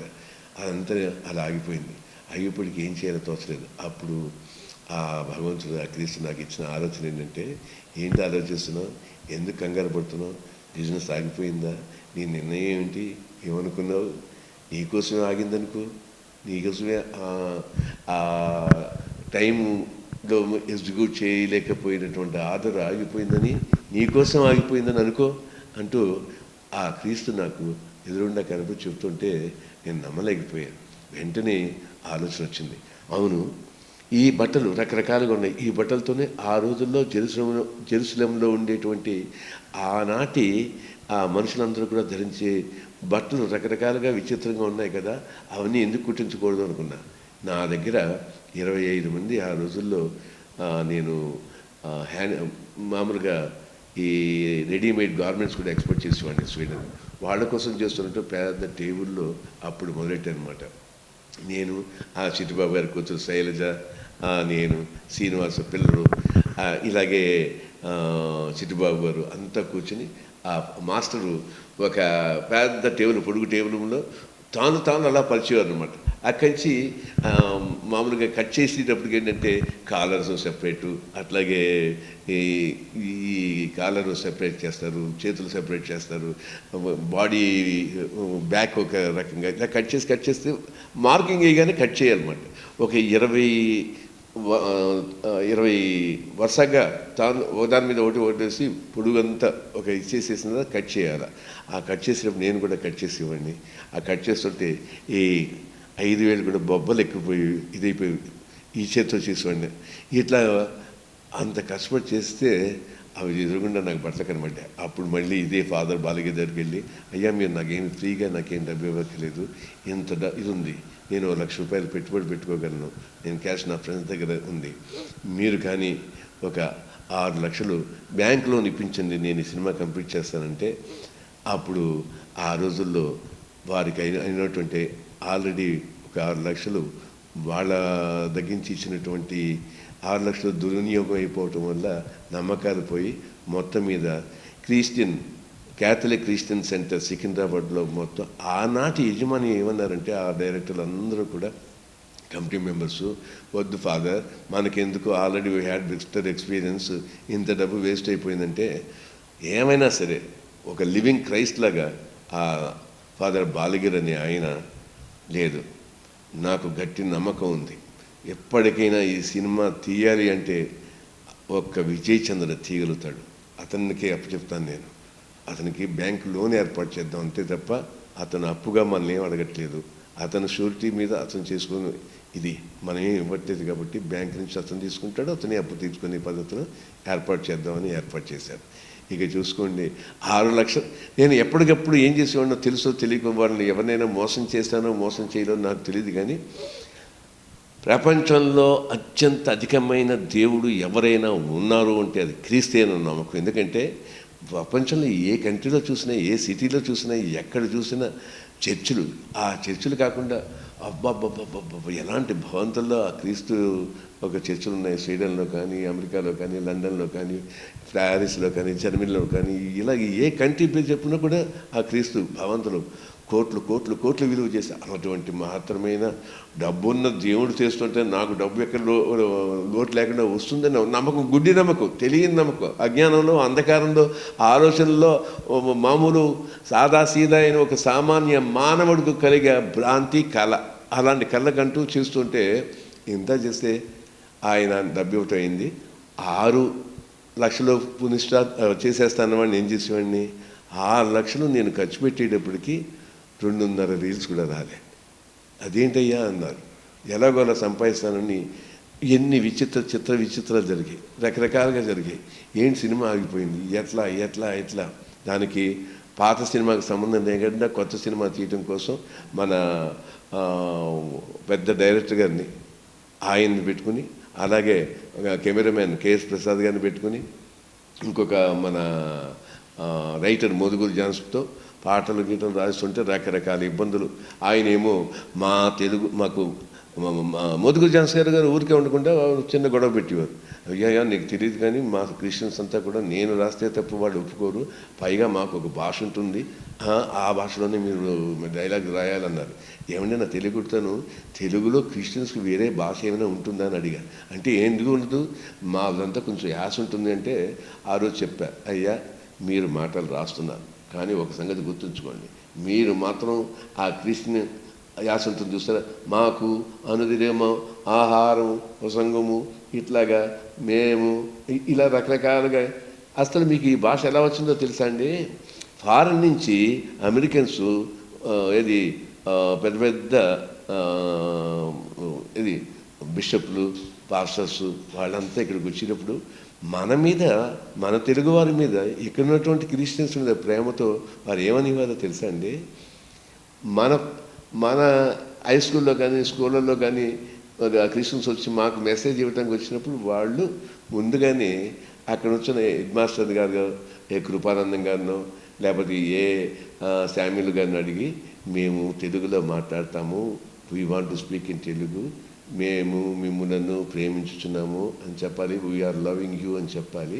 దానికి ఎట్లా తెలుగులో చెప్పచ్చు అంటే, ఈ శామ్యుల్ గారు కృపానందం గారు ఎలా చెప్పేవారంటే, మేము మిమ్ములను ప్రేమించుచున్నాము, దూర దేశముల నుండి వచ్చి ఉన్నాము, మిమ్మల్ని ప్రేమించుచున్నాము అయినప్పటికీ పాపం వాళ్ళు ఎంతో ప్రేమతో అదంటే మనల్ని ప్రేమిస్తున్నాము, వీ లవ్ యూ అని చెప్పడం కోసం నేర్పితే వీళ్ళు ఏం చేసేవారు, ఆ ఇంగ్లీష్లో మాట్లాడు, మేము చాలా దూర దేశము నుండి వచ్చి ఉన్నాము, మిమ్మలను ప్రేమించుచున్నాము అని అంటే, అసలు వాళ్ళు పాపం ప్రేమతో కష్టపడి తెలుగులో మాట్లాడి అలా చెప్తే ఎంతో బాగుంది, చాలా ఇదిగా ఉంది. అంతే తప్ప మనవాళ్ళు కూడా తర్వాత వాళ్ళు ఆ వచ్చినటువంటి మహానుభావుడు గురించి, ఆ మిషనరీ హెడ్స్ గురించి చెప్పేటప్పుడు, దొరవారు చెప్పుచూచు ఉన్నవారు, వారు మనలను ప్రేమించుచు ఉన్నవారు అని వారు చెప్పుచున్నారు. కాబట్టి నేను మీకు మనవి చేయున్నది ఏమనగా, మనమందరము వారు చెప్పిన మాటలను మనము వినవలను, వినుట మనకి అత్యంత అవసరము. ఇది దినము పవిత్రమైన దినము. వారు వచ్చి ఎంతో దూరము నుండి వచ్చి ఉన్నారు కాబట్టి మీరు ఏమీ నిశ్శబ్దముగా వించు ఉండు. ఇలా వాళ్ళని ఇమిటేట్ చేయడానికి ఈ భాషలో ఎందుకు మాట్లాడాలి నాకు అర్థం కాక నేను అన్నాను, ఏమండి వాళ్ళు పాపం నేర్చుకుని మనతో మాట్లాడి మనకు ప్రేమ పంచుతుంటే వాళ్ళని మీరెందుకండి ప్రీచ్ చేస్తూ అలా మాట్లాడతారు? దూరవారు మన దేశంకు వచ్చి ఉన్నారు, మనల్ని, మన ప్రాంతాన్ని, మన ప్రాంత ప్రజల్ని ఎంతో ఇష్టంతో ప్రేమించుతున్నారు. ఈ విధంగా మన తెలుగులో సింపుల్గా ఎంతో ఇదిగా అలాంటి పదాలు ఉపయోగించి తీరాలి అంతే తప్ప, మీరు మాకు మా క్రిస్టియన్స్కి ఒక భాష ఉంది అంటే నేను చస్తే ఒప్పుకోను. తెలుగు భాషే మన తెలుగు క్రిస్టియన్స్ కూడా ఉండాలి అంతే. అంటే ఏంలా పెడతామంటే నేను సింపుల్గా సహోదరులారా నా కోసం కాదు, మీకోసం మీ పిల్లల కోసం ఏడవండి. ఇలా సింపుల్గా ఉండాలంటే అది మాకేంటంటే ఒక డెసిషన్ మేకింగ్కి క్రిస్టియన్ ఛానల్ వాళ్ళ దగ్గరికి వెళ్ళింది. ఫాదర్ బాలగిరు ఇదంతా విని అంతా విన్నాడు. ఆర్గ్యుమెంట్స్, ఆ జాన్సన్ గారి ఆర్గ్యుమెంట్స్ విన్నారు, నా ఆర్గ్యుమెంట్స్ విన్నారు. ఫాదర్ నేను మాత్రం ఈ సినిమాని క్రిస్టియన్స్ కోసం తీయట్లేదు, క్రీస్తు గురించి తెలిసిన వారి కోసం నేను తీయట్లేదు. క్రీస్తు ఎందుకు వచ్చాడు, ఎవరి కోసం వచ్చాడు, ఏం చేయడానికి వచ్చాడు, ఏమిటి ఆయన ఆలోచన, అసలు ఆయన తన తండ్రి ఆలోచించిన ప్రేమ సామ్రాజ్య స్థాపన కోసం వచ్చి ప్రతి ఒక్కరిని ఆయన చెప్పిన మాటల్లోనే మనకు కనబడుతూ ఉంటుందన్నమాట. ఆయన ఏమన్నారంటే ఆయన ఇచ్చినటువంటి గొప్ప సిద్ధాంతం, సహోదరులారా మీకు ఒక కొత్త నిబంధన ఇస్తున్నాను, మీరు నన్ను ప్రేమించినట్లే మీలో మీరు ప్రేమించుకోండి, అంతేకాదు మీ పొరుగు వారిని ప్రేమించండి, అలాగే మీ శత్రువును కూడా క్షమించి ప్రేమించండి. అందులో అర్థం ఎంత ఉందండి, ఎంత గొప్ప అర్థం ఉంది. ఆయన ప్రేమించమన్నది మనలో మనల్ని ప్రేమించుకోమన్నాడు. అంతేకాకుండా మన పొరుగింటి వారు అంటే ఏంటి, మన ఏ విధంగా అవుతూ ఉంటున్నామో మాతో ఏదో అనుకుంటున్నాం, అది కాకుండా పక్క వాళ్ళని కూడా ప్రేమించమన్నాడు. అంతేకాకుండా శత్రువును కూడా ప్రేమించమని అంత గొప్ప మహత్తరమైనటువంటి ఇచ్చినటువంటి ఈ ప్రపంచంలో ఇంకొక ఎవరైనా ఉన్నారా?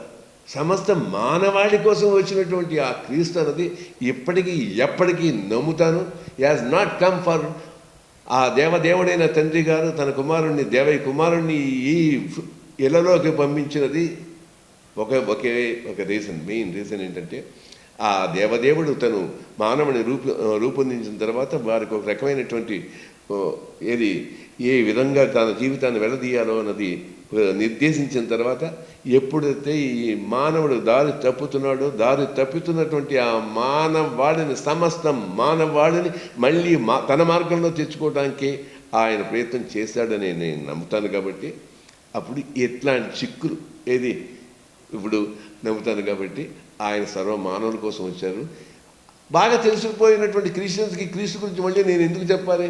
తెలియని వాళ్ళు తక్కిన వాళ్ళందరూ కూడా క్రీస్తు రాక ఎందుకో తెలుసుకోవడం కోసం, తెలియని వాళ్ళ కోసం వారి భాషలో వాళ్ళ ఆలోచన విధంగానే చెప్తానని చెప్తే ఆయన ఒప్పుకోవటం ఆ విధంగానే జరిగింది.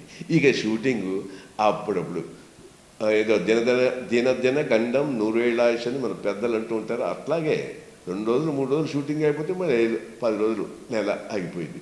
ఇక చూసుకోండి, ఆ బుక్లో నేను రాశాను నేను ఏ విధంగా డబ్బు వచ్చిందో, ఎలా వచ్చిందో, ఎక్కడి నుంచి వచ్చిందో అని. ఆఖరికి ఒకరోజు నాకు పెచ్చెక్కిపోయింది. ఎందుకు ఇంత గొప్ప దేవుడు అని నేను భ్రాంతి చెంది నీ వేషం నేను వేస్తుంటే వెళ్ళి అరుళప్ప బిషప్ అరుళప్ప గారి దగ్గరికి వెళ్ళి మైలాపూర్లో ఒక్క మాట కలిశారు.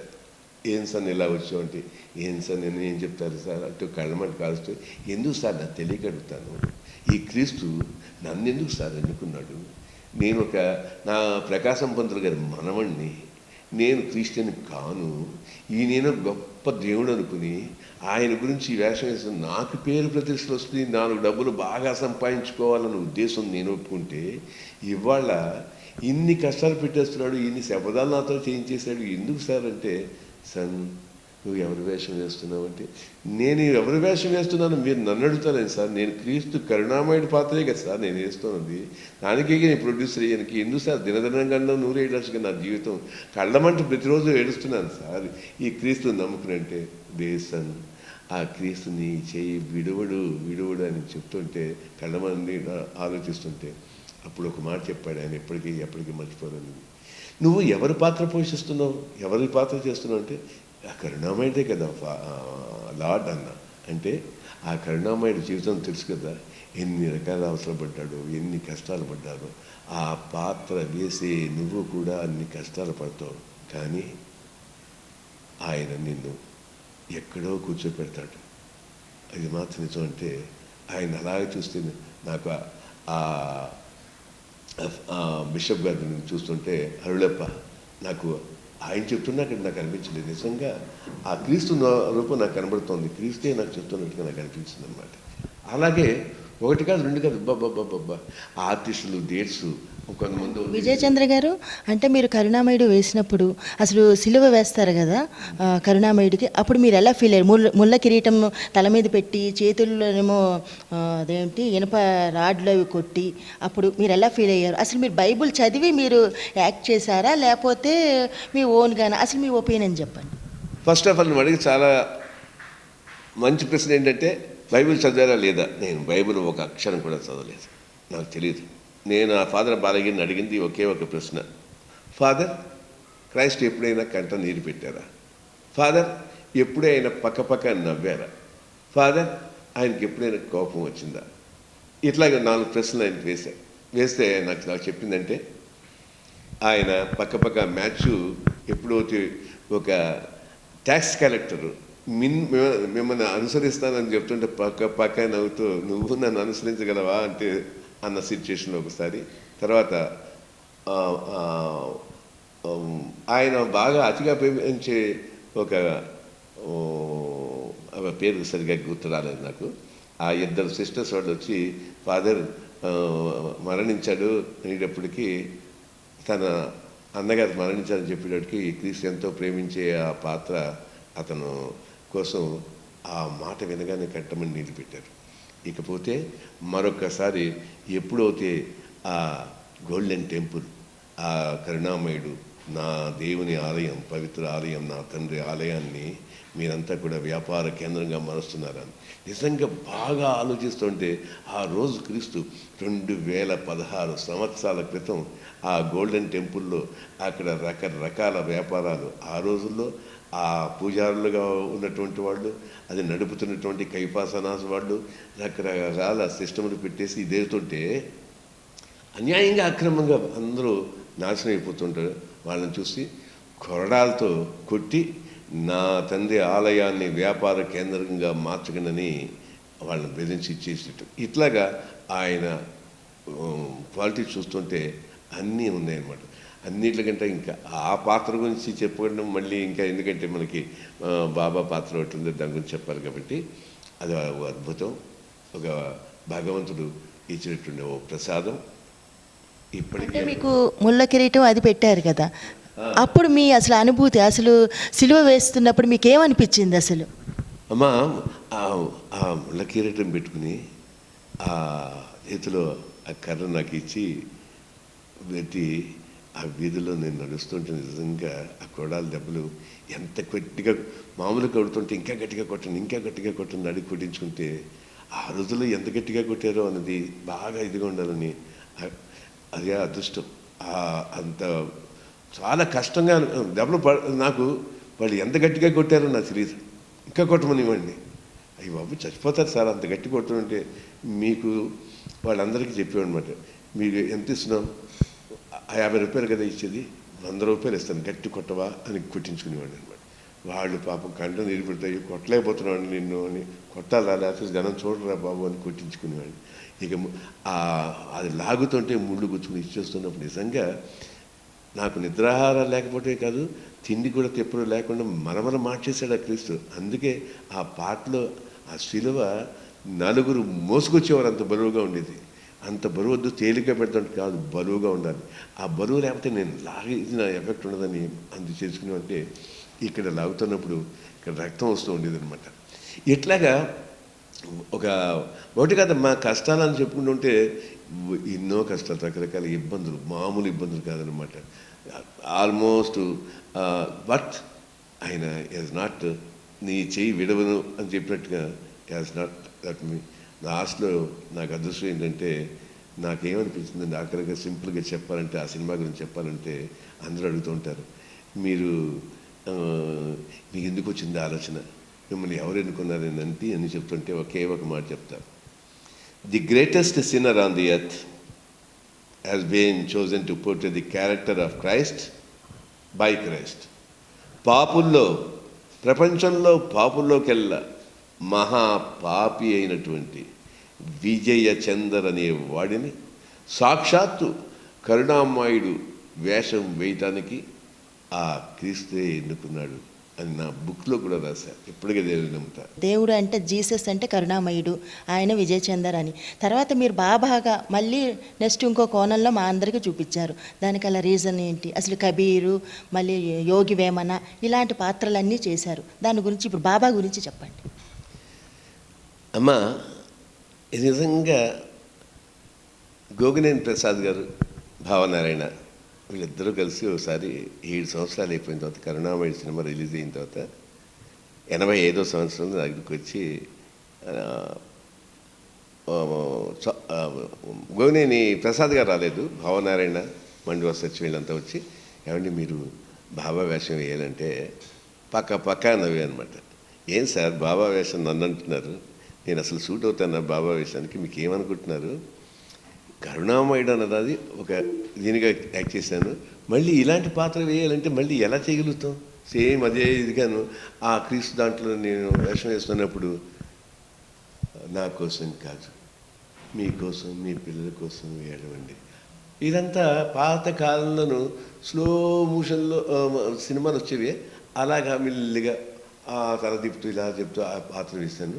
మళ్ళీ ఈ పాత్ర వేయడానికి అసలు ముఖ్యంగా ఎవరైనా సరే, ఏ నటుడైనా సరే తను వేస్తున్నట్టు పౌరాణిక పాత్రల్లో తన ఫేస్ సూట్ అవుతుందా లేదా అని ఆలోచించుకొని అసలు మనం దానికి పనికొస్తాం లేదని ఆలోచించుకోవాలి. మనం సూట్ అవ్వకుండా కూడాను ఆ పాత్రలు వేసేయాలనుకోవటం అత్యంత ఆశ అవుతుందే తప్ప అది కాదు, నా వల్ల కాదు, నేను వేయలేను. ఎందుకంటే నేను చూపెట్టాను ఫోటో, ఆ ఫోటోలో బాబా కళ్ళు, బాబా ముక్కు ఎలా ఉందో తెలుసా, ఆయన ముఖం ఎలా ఉందో తెలుసా, అసలు ఆ ముక్కు ఇలాగా ఎంత వెడల్పుగా ఉందో, నా ముక్కుకి ఆయన ముక్కు ఎంత తేడా ఉంది. అసలు ఆ ముక్కు లేకపోతే అసలు బాబాగా ఎవరు గుర్తిస్తారండి. నాకు ఆ పాత్ర నేను సూట్ అవును, దయచేసి నన్ను వేయమని అడగండి, నేను వేయను అని చెప్పాను. కాదు మీరు మేకప్ వేసుకోండి, గెడ్డం మీసాలు పెట్టుకున్న తర్వాత మీకు గెటప్ వస్తుంది, మీరే వేయాలని మా కోరిక అనేటప్పటికీ ఎందుకు తెలియదు కానీ మొత్తం మీద ఒక సంగతి చెప్తానండి, వేస్తాను. కానీ ఒక సంగతి ఏంటంటే, బాబా గెటప్ మీరు ఫోటోలో చూపించినటువంటి బాబా గెటప్ అట్లీస్ట్ ఒక 50% 60% నాకు వస్తే నేను వేస్తాను, లేకపోతే నేను వేయను. ఇప్పుడే చెప్తున్నా, నేను మేకప్ టెస్ట్కి వస్తానని వాళ్ళ ఆఫీస్లో మేకప్ టెస్ట్ వేసి మొత్తం మీద కూర్చోబెట్టారు, మేకప్ వేశారు, ఇచ్చేసిన తర్వాత అప్పుడు అర్థం చూసుకోండి, అందరూ అచ్చు బాబాలా ఉన్నారు, బాబాయే మీరే బాబా ఇలా మొదలెడతారు అనమాట అండి. ఎప్పుడు కూడా ఆర్టిస్టుల దగ్గర ఎవరేసినా సరే ఆ వేషాలు వేస్తుంటే అచ్చు బాబాయే అండి, ఇక ఈ ప్రపంచంలో మీరే తప్ప ఇంకెవరు బాబా లేరు అంటారు. ఇంకో ఆర్టిస్ట్ వేస్తే అచ్చు మీరే అండి బాబా, ఇలా మొదలెడతారు. అయ్యా మీకు ఈ సుత్తి గిత్తి నాకు పనికిరాదు, నేను చూసుకున్నాను, అద్దంలో చూస్తే నాకు బాబా పలుకులు 10% కూడా నాకు రాలేదు, నేను ఈ వేషం వేయట్లేదని గెడ్డం మీసాలు తీసేసి చెప్పా పెట్టకుండా ఆఫీస్ నుంచి వచ్చేస్తే ఇంతకీ అది ఒక రాక్షసుడి గెటప్లా కూర్చుందనమాట. ఏదో ఇంత బైరాగులు ఉంటారు చూడండి వాళ్ళు, లేకపోతే దొంగ కోడి పెట్టలు ఎత్తుకుపోవటానికి 6 వేషాలు వచ్చేవాడు ఉంటారు, అలా కనపడింది. బాబా ఎక్కడ కనపడలేదు. ఏంటంటే ఎక్కువ మీసాలు, ఎక్కువ గెడ్డం పొడుగు, ఇవన్నీ ఎక్కడ నాకు కనిపించబోయేటప్పటికి నెక్స్ట్ టైం వాళ్ళు మళ్ళీ వచ్చారు. ఏం సార్ మళ్ళీ వచ్చారు, ఏంటి సంగతి, నేను వేయనని చెప్పేసిన తర్వాత వేయనండి, ఇంకా కాదండి మేకప్ ఆ గెడ్డం అంతా మార్చారు, రండి అని. మీరు నమ్మకపోండి, నేను రాను అని చెప్పాను. లేదండి ఒక్కసారి నష్టం ఉంది, నిన్న వచ్చారు బాగాలేదు, వెళ్ళిపోయారు కదా, ఏం అనలేదు కదా, మళ్ళీ రమ్మంటున్నాం కదా, వచ్చి వేషం వేసుకోండి, చూడండి బాగాలేకపోతే మళ్ళీ వెళ్ళిపోండి, దీనికి ఏంటండి ఇలా మీరు చేస్తారంటే, సరే వాళ్ళ లాజిక్ బాగానే ఉంది కదా అని మళ్ళీ వెళ్ళా. ఆ భావనారాయణ పాపం ఈ మధ్యలో పోయారు, ఆయన ఆ గోగినేని ప్రసాద్ గారు నిజంగా గొప్పవాళ్ళు ఇద్దరు, నా చేత మళ్ళీ వేస్తే నాకెందుకో ఈసారి మరి తెలియకుండానే ఆ బాబా పోలికలు వచ్చినట్టుగా ఉన్నాయి. మొత్తం మీద ఉన్నాయి కానీ ఒక ముక్కే తేడా కనబడుతుంది. ఇదేంట్రా బాగానే వచ్చింది, 50% వచ్చినట్టు కనబడుతుందని చూసుకున్న తర్వాత ఏదో తెలియని పవర్, ఏదో నాకు నీకు వస్తున్నాయని చెప్తున్నట్టుగా ఒక ఫీలింగ్, ఆ ఫీలింగ్ బట్టి మనలో వచ్చినట్టున్నాయి అని అనిపించడం.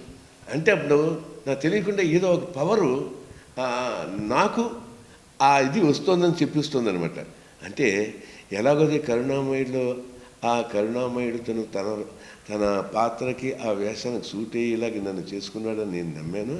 ఇక్కడ కూడా తెలియకుండానే అక్కడ కరుణామయుడు ప్రయత్నం, అందరూ నన్ను ఆ క్రీస్తు దత్తపుత్రుడని మదర్ ఇగ్నీషియస్ అన్నట్టుగానే ఇక్కడ వచ్చినప్పటికి మళ్ళీని ఆ బాబా ఒక ఇన్ఫ్లుయెన్స్ వల్ల నా మైండ్లో ఆ ముఖంలో నాకు బాబా కనబడుతున్నట్టుగా ఒక నట్టు కనబడింది. నట్టుగా కనబడుతుందని మళ్ళీ చూసినప్పటికి ఇంకోసారి మేకప్ వేసినప్పటికి 65% మళ్ళీ కనపడింది. ఇలాగా అంచెలంచెలుగా మేకప్ వేసినప్పటికి బాబా నన్ను కన్విన్స్ చేశారు వేయొచ్చు అని. అప్పుడు అందరం కలిసి, అప్పుడు మణివన్నన్ దానికి డైరెక్టర్, అట్లాగే కృష్ణారావు ఆర్ట్ డైరెక్టర్, ఇలాగా తమిళ్ నుంచి ఒక 20 మంది, మొత్తం మీద ఒక 30 మంది కలిసి అక్కడికి వెళ్ళాం. ఎక్కడికి, ఇక్కడ డీటెయిల్గా చెప్తున్నాను, జరిగినట్టుగా చెప్తున్నాను. ఇది బాబా, ఎందుకంటే ఈ మధ్యకాలంలో నేను బాబా గారు 31 సంవత్సరాల తర్వాత ఆ రోజు నేను వెళ్ళా. బాబాగా ఆయన్ని నేను చూసిన రోజులు, ఆ రోజులు ఎలా ఉన్నాయి, ఈ రోజు ఎలా ఉంది, ఈ రోజు వెళ్ళే పరిస్థితి ఎలా ఉంది, ఆ టెంపుల్లో ఎలా ఉన్నాయి, క్లియర్ కట్గా చెప్పే అవకాశం కానీ అర్హత కానీ నాకే ఉంది. కాబట్టి నేను చెప్తున్నా, అక్షరం పొల్లుపోకుండా నిజం సత్యమే చెప్తున్నా. బాబా గారి దీని మీద నేను ఆయన నాకు ఇచ్చినటువంటి మహత్తరమైన అవకాశాన్ని ఉపయోగించుకుని అప్పుడు పరిస్థితులు ఇప్పుడు పరిస్థితులు మీకు చెప్తాను. ఆ రోజు ఎలాగైతే క్రైస్తవ నన్ను సాక్షాత్తు నన్ను ఎన్నుకున్నాడని చెప్పానో, ఇవాళ కూడా అదే మాట చెప్తున్నా. సాక్షాత్తు ఆ బాబాయే నన్ను ఆ పాత్ర నువ్వు వేస్తేనే బాడు, నువ్వు తప్ప ఎవరు లేరు నీకు వేయటానికి, ఎలా యాక్ట్ చేయాలో, ఎలా నటించాలో, ఎలాగా నీ చేతిలో నడకలు ఏ విధంగా మార్పు చేయాలి, ఇవన్నీ నేను చేయిస్తా నీ చేత అన్నట్టుగా, నా చేత ఆయనే జరిపిస్తానని ఒక అభయం ఇస్తున్నట్టుగా ఫీలింగ్తో నేను ఒప్పుకోవడం జరిగింది. ఫస్ట్ టైం అందరం కలిసి మణివన్నన్ గారి గ్రూపు ప్రొడ్యూసర్లు కలిసి నేను అక్కడికి వెళ్తే, ఆ రోజు బాబా గారి విగ్రహాన్ని 25 నిమిషాలు నేను అలా నిలబడి చూస్తూనే ఉన్నానమాట. మాట ఇది ఏం లేదు. నాతో వచ్చిన వాళ్ళందరూ కూడా గుడి అంతా తిరుగుతున్నారు, కానీ మీరు నమ్మండి నమ్మకపోండి, ఆ రోజు 25 నిమిషాలు అక్కడే ఉన్నారు. పూజారి గారు ఒక్కరు ఉన్నారు. అడపా వాళ్ళు వీళ్ళు వస్తుంటే ఆయన ఆరతి ఇవ్వటం, ఇది దీవించడం జరుగుతుంది. మళ్ళీ 2-3 నిమిషాలు అయిందంటే ఇవన్నీ నా కళ్ళకి ఎదురుగుండా కనబడుతున్నాయి. నేను చూస్తున్నా జనాలు అలా వస్తున్నారు వెళ్తున్నారు, అంతేగాని గుంపులు లేరు. 2-3, 5-6, 2-3, 5-6 వస్తున్నారు. ఈ 25 నిమిషాలు అయిన తర్వాత, బాబా అన్నీ బాగానే కనబడుతున్నాయి, కానీ నీ ముక్కు నాకు ఎలా వస్తుందో రావటం తెలియట్లేదంటే, నా పక్కన నాతో నిలబడి ఈ మధ్యనే చనిపోయినటువంటి మండువ సత్యం అతనుండి, మీ సమస్య ఏంటి సార్ అన్నాడు. ముక్కేనయ్యా అన్నా. ఆ ముక్కు నాకు వదిలేయండి, నేను చూసుకుంటా అన్నాడు. అసలు నాకు సమస్య ఉంటుంది, నాకేదో తెలుస్తుంటుంది, అతనికి ఎట్లా నేను చూసుకుంటాను, అతను బాబాయే వాడి చేత ఆ మాటలు మాట్లాడించాడని నాకు అనిపించింది. యాక్చువల్గా ఏం చేస్తావయ్యా అన్న. ఇదంతా అక్కడ జరిగిందే. మీకెందుకు, మీ ముక్కు వెడలిపోవాలి, కొద్దిగా కష్టపడతారట బాబు. ముక్కు ఇలాగా ఏంటంటే it has to be spread ఉండాలి. అలా ఉండటానికి ఏం చేస్తానండి, నేను చేస్తా కదా, కొద్దిగా మీరు ఓర్చుకోవాలి, కొంచెం చిన్న, పెద్ద కష్టం ఏం లేదు, మీరు ఓర్చుకోగల శక్తి మీకు ఉందిలేండి అన్నాడు. ఆయన పొగడతారు. మామూలుగా ఎప్పుడు మా తెలుగు ఇండస్ట్రీలో ఉన్న ప్రతి ఒక్కరిని కూడాను ఎక్కువగా పొగిడేది ఏంటంటే మేకప్ డిపార్ట్మెంట్ అండి. ఎందుకంటే వాళ్ళు మేకప్ వేస్తున్నప్పుడల్లా ఈ చెవి వాళ్ళకి చాలా దగ్గరగా ఉంటుందన్నమాట. మీ గురించి వాడు ఇలా అన్నాడండి, అలా అన్నాడంటే సైలెంట్గా ఎక్కుతుంది అందరికీ అనమాట, గట్టిగా చెప్పక్కర్లేదు. అలాగా చాలా బాగుంది సార్ అని చెప్తుంటే, మా మండువ ఆ రకం కాదనుకోండి, కొంచెం చాలా మంచివాడు. నాకు చెప్పి సైకిలు బెల్లుకి ఉన్న స్ప్రింగ్ని ఏం చేశాయంటే 4 ముక్కలుగా చేసి, ఒక ముక్క 2 పక్కల కూడా రబ్బర్తో కొంచెం థిక్గా చేసి ఇటు అటు పెట్టి నాకు పెట్టడం అన్నట్టు. ఇక షూటింగ్ మొదలైంది. బాగా వెడల్పోయింది ముక్కు, కానీ చుక్క రక్తం కారుతూనే ఉంది. రక్తం తుడిచేసేవాడు, అతనే వచ్చి చూస్తూ ఉండేవాడు. ఏంటంటే రక్తం కారిపోతుందండి. ఏం కారిపోవట్లేదండి, ఇప్పుడు 4 చుక్కలే అప్పటికి ఎన్ని చొక్కులు పడ్డాయో నాకు తెలుసు, ఆయనకేం తెలుసు. నేను భయపడిపోతానని, ఇంక 4 చొక్కులే సార్, మీకు బోర్డు రక్తం ఉంది, మీ శరీరం అంతా రక్తం ఏంటి ఇలాగ ఆ పొగడతాం. అంటే ఒక ధైర్యం ఇవ్వటానికి, నన్ను ఎంకరేజ్ చేయటానికి ఇలా చెప్తుంటే సర్లే అనుకున్న తర్వాత ఎంత పోతే పోతుందని. ఇలాగా ఈ రక్తానికి కూడా ఒక రకమైన క్వాలిటీ ఒకటి ఉంది, అలా పడుతూ ఉంటుంది. పడిన తర్వాత ఇంకా రక్తం అక్కడే ఏం చేస్తుంటే మెల్లిగాను దాని అంతా ఆరుతూనే ఎర్రగా ఎరుపుదల్లా గడ్డగట్టి మెల్లిగా రంగు మారుతూ కొంచెం అట్టగా నల్లగా అయిపోవటం ఇవి జరుగుతుంది. నాకు ఇంకా తీసేసేటప్పటికి రోజు రక్తం కారటం, అక్కడ అట్టగట్టడం, రోజు రక్తం కారటం. ఇలా షూటింగ్ అయ్యేటప్పటికల్లా మొత్తం బాధ భరించాను. మాత్రం ఇదంటే అద్భుతంగా పాత్ర. ఇక పాత్ర కరుణామయిలో వచ్చిన ప్రశ్నలే మళ్ళీ నాకు అన్నీ. కానీ మన కేఎస్ వాసు గారు ఉన్నారే, ఆయన నేను అడిగా, వాసు గారు ఎలాగొచ్చారు? మణిమన్నన్ ఏంటంటే మొత్తం మీద అక్కడ ఆ రోజు అయిపోయిన తర్వాత వచ్చి, ఏమండి సావిళ్ళలో పడుకోవాలట, పడుకోకపోతే మంచిది కాదట, ప్రతి ఒక్కరు సావిళ్ళలో పడుకోవాలంటే నేను చెప్పిన మాట యథార్థం. నా రూమ్లోకి వెళ్ళిపోయి నేను బాబా దర్శనం చేసుకున్నాను. 20-25 నిమిషాల దాకా జరిగింది. నేను రాను, నాకు వేరే పనులు ఉన్నాయి, రాను. అలా అనకూడదండి, సావిళ్ళలో పడుకోవాలండి, మా మాట వినండి అంతా చెప్పడం మొదలెట్టాను. నేను రానంటే రాను అన్నా. అయినప్పటికీ అది కాదు సార్ అంటే, ప్లీజ్ మీకు దండం పెడతాను, వదిలి వెళ్ళండి సార్ మీరు అని చెప్పినప్పుడు పాపం వెళ్ళిపోయారు, సావిళ్ళలో పడుకున్నారు. మన్నాడేమో అందరూ వచ్చేసి మాకు టికెట్ బుక్ చేసిన ట్రైన్ కోసం వెయిటింగ్. అక్కడికి వచ్చేటప్పటికి బావనారాయణ, కంగారు పడకండి వేసి గారు, బాబా ఆయన నన్ను బాబా అని పిలవటం మొదలెట్టాడు. బాబా గారు ఏం లేదు, వచ్చేస్తుంది అన్నాడు. ఏంటి వచ్చేస్తుంది, ఎంతసేపు అప్పుడే వచ్చి గంట అయింది కదా, ఈ గంటలో ఇంతవరకు రాలేదే, ఎప్పుడు వస్తుందయ్యా అని అడిగేటప్పటికి నా మాట విను, ఒక్కసారి వెళ్ళి ఇది ఆ టికెట్ బుకింగ్ ఆఫీస్లో వెళ్ళి ఎప్పుడు వస్తుందో కనుక్కో, లేటా ఎంత లేటు అని కనుక్కోండి అంటే ఈ టికెట్ పట్టుకుని వెళ్ళాడు. వెళ్ళి ఏం ప్రశ్న వేసాడు, వాడిని అడిగాడట, సార్ ఈ ట్రైన్ ఎప్పుడు వస్తుంది, ఇప్పటికే చాలాసేపు అయిపోయింది, 10:30కి ఎప్పుడు రావాలి, ఎప్పుడు వస్తుందన్న. రాలేదు. ఏం సార్ మీరు ఈ టికెట్లేనా? ఏం సార్ ఈ టికెట్ మీవేనా? ఏం సార్ నిన్న వెళ్ళవలసిన వాళ్ళు ఈరోజు తీసుకొచ్చి ఈ టికెట్లు చూపెడితే మీకు ఆ బండి ఎప్పుడో వెళ్ళిపోయింది సార్, ఈ టికెట్లు చూపెడుతున్నారు, అది ఆ బండి ఎప్పుడో వెళ్ళిపోయింది లేదు అని. అప్పుడు నాకు మర్చిపోయింది. వచ్చి ఏం లేదు నసుకుతూ ఈ విషయాలు చెప్పడం మొదలెట్టాడు భావనారాయణ.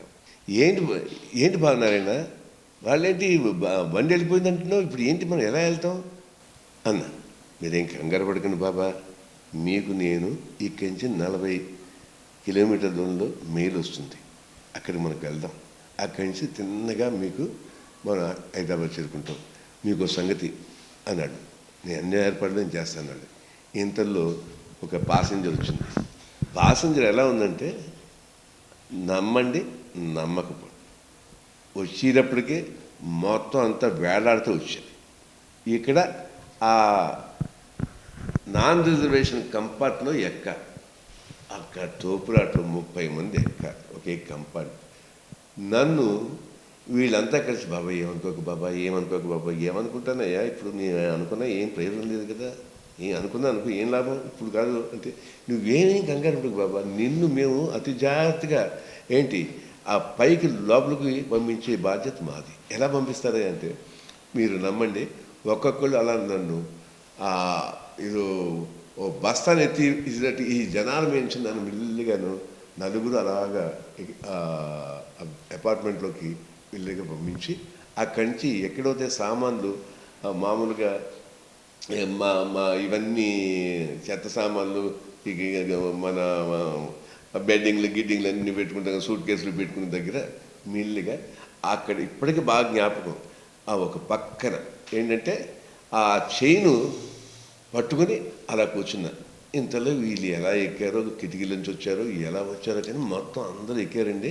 పరిగెట్టుకుంటూ పక్క దాంట్లో కూడా ఎక్కేశారు. అది మెల్లిగా నడుచుకుంటూ మెల్లిగా ఒక 40 కిలోమీటర్లు 2.5 గంటలు ఎంతో పట్టింది. వెళ్ళాం, ప్రతి చోట ఆగుతూనే ఉంది, జనం ఎక్కుతూనే ఉన్నారు. ఇలాగ వెళ్తుంటే ఆఖరికి వెళ్ళాడు. అక్కడ ప్రాంతంలో మేము ఆగాం. ఇంకా 3-4 గంటల్లో మెయిల్ రావాలా, హైదరాబాద్ వెళ్ళే మెయిల్ రావాలా. వచ్చేటప్పటికి ఒక టీ స్టాల్ ఉంది, బ్రహ్మాండంగా ఉంది అక్కడ ఆ స్టేషన్లో. నేను చేయలాగా టిఫిన్ పెట్టుకుని తినటానికి ఇదిగా ఉండి చోట టీ పెట్టుకుంటానికి ఉన్న దాని మీద ఇలా చేపట్టుకుని ఉంటే ఈ భావన నా దగ్గరికి వచ్చారు. బాబా మీరు ఏమనుకోకండి, ఇందాక చాలా కష్టమైంది మిమ్మల్ని సామాను పెట్టుకునే చోట మిమ్మల్ని కూడా అక్కడ పెట్టిస్తుంటే. అవునయ్యా, నేను ప్రస్తుతానికి ఓ సామాన్లనే తయారైపోయినలే అని ఏదో మామూలుగా సరదాగా జోక్ చేసుకుని, ఎందుకంటే వాళ్ళు కంగారు పడుతున్నాను, నేనేదో ఫీల్ అయిపోతున్నాను. ఒకవేళ నేను ఫీల్ అయిపోయినా బయట చెప్పకుండా వాళ్ళు మరీ ఇబ్బంది పడకుండా ఉండటం కోసం ఏం పర్లేదన్నాయి. మీరు వస్తుంది బాబా, మీలో మీకు ఫస్ట్ క్లాస్, మీ ఎలాగోలా సంపాదించి మీకు పంపిస్తూ తగ్గిన వాళ్ళంతా ఎలాగొస్తాం, మీకు ఏం కంగారు పడకండి అంటే భావనారాయణ ఆ టీ అవుతూనే భావనారాయణ నేను చెప్తున్నా, ఇది మొత్తం మా ఇంట్లో అందరికీ తెలుసు.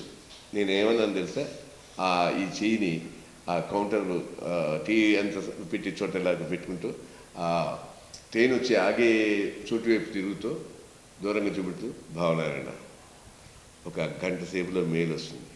ఆ మెయిల్ వచ్చినప్పటికీ సరిగ్గా కంపార్ట్మెంట్ ఎదురుగుండా ఇక్కడ ఉన్నాను చూసాం, ఎదురుగుండా ఆగుతుంది. దాంట్లోంచి తెల్ల కోట్ వేసుకుని టికెట్ కలుగుతుంది. దిక్కుండానే పైన ఇది పట్టుకుని ఉంటాడు. మీరంతా వెళ్ళి అడిగితే ఎక్కడికి వెళ్ళాలి సార్, ఎన్ని టికెట్లు కావాలి సార్ అని అడుగుతాడు. 30 టికెట్లు ఫస్ట్ క్లాస్లో ఇస్తారు. ఇది నేను చెప్తున్నా జరగబోయేది. బాబా నువ్వు అలా చెప్పావు కదా, అలాగే చెప్పు బాబా, అలాగే జరగాలని బాబా అన్నాడు. ఇది నేను పవిత్రంగా పోషించే పాత్ర ఉన్నాయా, ఆ పాత్ర సాక్షిగా చెప్తున్నాను అనమాట. ఆ భావనారాయణ చూస్తుండగానే మెయిల్ వచ్చింది, ఎదురుగుండా ఆగింది. ఎదురుగుండా అంటే కంపార్ట్మెంట్ అంతా ఖాళీగా ఉంటుందని చెప్పా. కంపార్ట్మెంట్ అంతా ఖాళీగా ఉంది, 2 మాత్రమే ఉన్నారు. మొత్తం అందరికీ ఆయన అడిగి ఎన్ని సీట్లు కావాలన్నాడు. మా వాళ్ళు 30 32 కావాలన్నారు. ఇచ్చారు. ఇల్లు కూర్చుంటే ఆనాటి నుంచి ఆ భావనారాయణ చనిపోయేదాకా కూడా ఒకే మాట చెప్పాడు, బాబా మీ నోటితో ఎవరి గురించి చెడుగా ఆలోచించండి బాబా, అందరికీ మంచి ఆస్వాదించండి. మీలో ఆ బాబా వేషం వేస్తున్న ఇది మీ ప్రార్థన ఏంటి తెలియదు, కానీ మీకు తెలియకుండా ఓ శక్తి మీలో వచ్చిందని అతను చెప్తుండేవాడు. అట్లాగే జరిగింది యాక్చువల్గా. ఆ రోజు నుంచి నేను ఎప్పుడూ కూడా చిన్నగా ఏ వ్యక్తి గురించి ఒకవేళ నాకు అన్యాయం చేస్తున్నాను తెలిసినా కూడా సర్లే వాళ్ళే తెలుసుకుంటారులే అనేవాడిని. కానీ తొందరపడి ఒకవేళ ఎవరి మీద కోపం వచ్చినా కూడా క్షణాల్లో మర్చిపోవడానికి ప్రయత్నం చేసే మనస్తత్వాన్ని ఆనాటి నుంచి నేను అవలంబించాను. ఇక వచ్చేసిన తర్వాత అసలు ఈ బాబా పాత్ర అదేమో స్నేహితులారా అంటూ ఇంత స్లోగా చెప్పుకుంటే ఉండే క్రీస్తు పాత్ర ఎక్కడ, ఈయన పాత్ర ఎక్కడ. మళ్ళీ నేను ఒకటే ప్రశ్న, బాబాకి కోపాలు ఉన్నాయా, తాపాలు ఉన్నాయా, నవ్వుతారా ఏంటి ఆయన అయినప్పటికీ నాకు మర్చిపోలేను ఈ మాట. అలాగే క్రైస్ట్ చేశానండి, బాబా కూడా అలాగే చేస్తే ఎట్లాగా బాగుండదు కదా. వాసు గారు ఇంత చేస్తే వాసు గారు వచ్చి డైరెక్ట్గా ఆయన దగ్గరికి వెళ్ళి లోపు సావిడిలో పడుకోకపోతే మంచిది కాదు, అందరికీ నష్టం జరుగుతుంది అంటే, ఇక్కడికి వచ్చిన తర్వాత మళ్ళీ హైదరాబాద్ వచ్చిన తర్వాత ఏం జరిగిందంటే సావిడిలో పడుకున్న వాళ్ళంతా except the producer and Bhavanarayana తక్కిన వాళ్ళంతా ఆ సినిమా నుంచి అవుట్. కొత్త టీం వచ్చింది. దాంట్లోనే కేఎస్ వాసు గారు వచ్చారు, తోటపల్లి మధు రైతులుగా వీళ్ళంతా వచ్చారు. ఇక చూసుకోండి, ఏ నాడు అయితే వాళ్ళు వెళ్ళిపోయి వాసు గారు వచ్చిన తర్వాత వాసు గారిని అడిగా ముందే, ఏంటి సార్ అసలు ఇది ఎట్లా చేస్తే బాగుంటుందంటే ఆయన ఒకటే చెప్పాడు. నాకు విచిత్రంగా ఆయన చెప్పిన అక్షరాలు ఇప్పటికే ఎవరైనా సరే ఇది మీరు చెప్పారా లేదా అని అడిగితే ఆయన మోస్ట్ ఇంపార్టెంట్ పర్సన్, ఇప్పుడు ఫిలిం నగర్ క్లబ్లో కూడా చాలా యాక్టివ్గా ఉంటారు. ఆయన అడిగితే అదే చెప్తారు. ఆయన ఏమన్నాడంటే, విజయ్ చందర్ నువ్వు చూసావా, తేనాంపేట జంక్షన్లో ఇటుపక్క ఒకటి అటుపక్క ఒకటి పాన్ షాపులు ఉంటాయి. దాంట్లో ఈ మన టమిలియన్స్ సోదరులందరూ తెల్ల లుంగీలు తెల్ల చొక్కాలు వేసుకుంటారు. పొహేలు తింటాకి క్యూలో నిలబడతారు అక్కడ. కానీ ఆ పొహేలు ఇచ్చి లేట్ అయ్యి లోపల ఒకవేళ పిర్రల మీద వాళ్ళకి ఏమైనా దురద వేస్తే లోపల ఏమున్నా కొన్ని చోట్ల ఉండదు. కానీ మొత్తం 6 వరుసగా కూర్చుని వాళ్ళు వెనకాల వాళ్ళ నుంచి కాల్లో వస్తున్నారు. అందరికీ కూడా వాళ్ళ ఉద్దేశంలో ఉంటే ఇటు తిరిగి ఉన్నారు కాబట్టి వెనకాల ఏం జరుగుతుందో వాళ్ళకి అవసరం లేదు కాబట్టి అసలు ఆ ఆలోచన కూడా ఉండకుండా ఆ దురద వస్తే పైకి ఎత్తేసి మొత్తం దర్శనం ఇస్తూ ప్రపంచానికి అంతా కూడా ధర్మదర్శనం ఇస్తూ వాళ్ళు చేస్తూ ఉంటారే. అలాగే ఈ ఈ మామూలుగా బైరాగులు కానీ ఇలాంటి వాళ్ళు ఏంటంటే వాళ్ళు ఎక్కడో ఏదో లోకల్ ఉంటారు. కానీ ఇప్పుడు నీకు నాకు ఇక్కడ ఏమో దురదేసింది అనుకోవయ్యా, మనం ఏం చేస్తాం? ఆ దురదేసిందే ఏం చేయాలని అటుపక్క ఇటుపక్క చూసి ఎవరు గమనించకుండా మిల్లుగాను ఏదో ఇలా మిల్లుగా ఏదో చేస్తారు, అలాగా గోకోవటం ఏదో చేస్తారు. కానీ ఇప్పుడు ఈ బావా లాంటి వాళ్ళు ఏం పట్టించుకోరు. ఒకవేళ లుంగి కట్టుకుని ఉంటారు వాళ్ళు, ఆ లుంగి తీసేసి పక్కన అందరూ చూస్తున్నా కూడా బాహాటంగా బ్రహ్మాండంగా వాళ్ళ పని వాళ్ళు చేసుకుపోతారు. కానీ ఇతరులు చూస్తున్నారు, ఇతరులు అసహించుకుంటారు, ఇతరులకి ఇబ్బందిగా ఉంటుందా అది అని వాళ్ళకు ఉండదు. వాళ్ళు ఏంటంటే ఇటు నేల మీద కాదు, అటు ఇది ఇక్కడ ఏది గాల్లో విహరిస్తూ ఉంటారు అన్నమాట. చూడటానికి పిచ్చివాళ్ళ ఉంటారు. ఎంతకంటే నీకేం చెప్పలేను. ఇది దాన్ని బట్టి నువ్వు ఎలా చేస్తావో నేను స్టోర్ చేసుకునేటప్పటికి ఆయనకి అప్పుడు బాబా ఈ పాత్ర అట్లా కాకుండా నేను మళ్ళీ కూడా ఈ బాబా పాత్రలో నీకు కోపాలు ఉన్నాయట, తాపాలు ఉన్నాయంట, నవ్వుతావట, కొడతావట, తిడతావట, రాళ్ళు ఇసిరి అమ్మాలి తిడతావట. అవసరమైన చోట నువ్వు మామూలుగా వాళ్ళకి వీళ్ళకి అనుమానం వరితే చూసుకోండిరా నేను ఎవరో అని మొత్తం లుంగి విప్పి కూడా దర్శనం ఇస్తావట, దర్శనం ఇచ్చావట. ఇలాంటి రకరకాలుగా ఉన్నాయి. ఏమిటి ఇది నాకు కొంచెం ఎలా నేను యాక్ట్ చేయాలో నాకు నేర్పు బాబా. నేర్పితే నువ్వు చెప్తే తప్పు నేను చేయలేనంటే ఇంకా అక్కడి నుంచి చూసుకోండి. కారులో వెళ్తున్నా, ఎక్కడికి వెళ్తున్నా కూడాను ఆ కారులో వెళ్తుంటే కూడా నేను మామూలుగా ఏవిఎం థియేటర్ నుంచి వెళ్తుండేవాడిని. అనేటప్పుడు మా డ్రైవరు, సార్ ఆయన ఎవరు మీకు కూడా విష్ చేస్తున్నారు సార్, ఎలా అన్నాడు అన్నాడు. నేను ఎవరు అనలేదు, మీరు ఇలా అన్నారు కదండి ఆయన ఎలా అన్నాడు. ఇలాగా నేను దారి పొడుగునా చేసి విన్యాసాలు చూస్తుంటే నాకే తెలియదు. పక్కన మా డ్రైవరు రామచంద్రరావు నుండి, ఏంటి సార్ మీరు అలా చెప్తున్నారు, వాళ్ళు ఏదైనా అనుకుంటారు సార్, మెంటల్ గింటల్ ఉంటుంది, ఆగండి సార్ అని. ఇక అసలు మామూలుగా జల్లగా అవుతేను ఇలా అంటాం. నాకే తెలియదు ఈ చెయ్యి ఎక్కడికో వెనకాల ఒక హాఫ్ ప్రయాణం చేశాడు, వెనక్కి వెళ్ళి అక్కడి నుంచి మళ్ళీ ముందుకు రావటాలు. ఇవన్నీ నడకలు గిడకలు తెలియకుండా నాకు వచ్చాయి అన్నమాట. ఆయనే నాకు నేర్పారు ఆ నడకలు. ఇవాళ యావత్ ప్రపంచం. మొన్నే నేను అమెరికా వెళ్ళాను. అమెరికాలో ఒక 25 టెంపుల్స్లో నేను ప్రోగ్రామ్స్ ఇచ్చాను. బాగా గడ్డం పెంచుకున్న, మేకప్ కూడా వేసుకునే వాడిని, డ్రెస్ వేసుకునేవాడిని. అద్భుతంగా ప్రోగ్రాం చేయగలిగాను. అందరూ బాబాలా ఉన్నారండి ఈ ఏజ్లో కూడా. నాకు 32 సంవత్సరాలు అయిపోయిన తర్వాత బాబాలా ఉన్నారంటారండి అని నమ్మలేకపోయాను. ఇవాళ ఈ వేషం వేసుకుంటూ మొట్టమొదటి ఇంక ఇవి తెలియకుండా ఆన్ ది స్పాట్ నువ్వు ఏం చేస్తే అదే బాబా అన్నాడండి. నిజంగా మహానుభావుడు ఎవరు బాసు గారు. అలాగే అందరూ కూడా ఒక అద్భుతమే. ఏం అద్భుతం అంటే ఫస్ట్ డే నాడు సాది స్టూడియోలో నేనేమో మామూలుగా పాత్రలో చాలా ఎలా చేయాలి ఏదో తప్పన చెప్తుంటే you believe it or not first shot Saadi స్టూడియోలో నేను కూర్చుని ఈ కాలు మీద కాలు వేసుకుని ఈ వేళ్ళు ఆ వేళ్ళను తాకుతూ ఒక భంగిమ పెట్టుకొని ఇచ్చేస్తున్నాను. ఇంతలో ఏంటంటే బాబా గారు ఆయన కట్టుకునే కింద అంగి ఈ మామూలుగా ఈ కాలు మీద కాలు వేసుకునేప్పటికీ లోపల తొడ కనబడుతుంది. నాకు ఇలా చేస్తుంటే అందరూ వచ్చి అచ్చు బాబాలా ఉన్నాడు, బాబాలా ఉన్నారు, అచ్చు బాబాయే అంటూ మాట్లాడుకుంటూ కనబడుతుంది. కానీ నేను ఆ లోకంలో లేను. నేను ఎక్కడో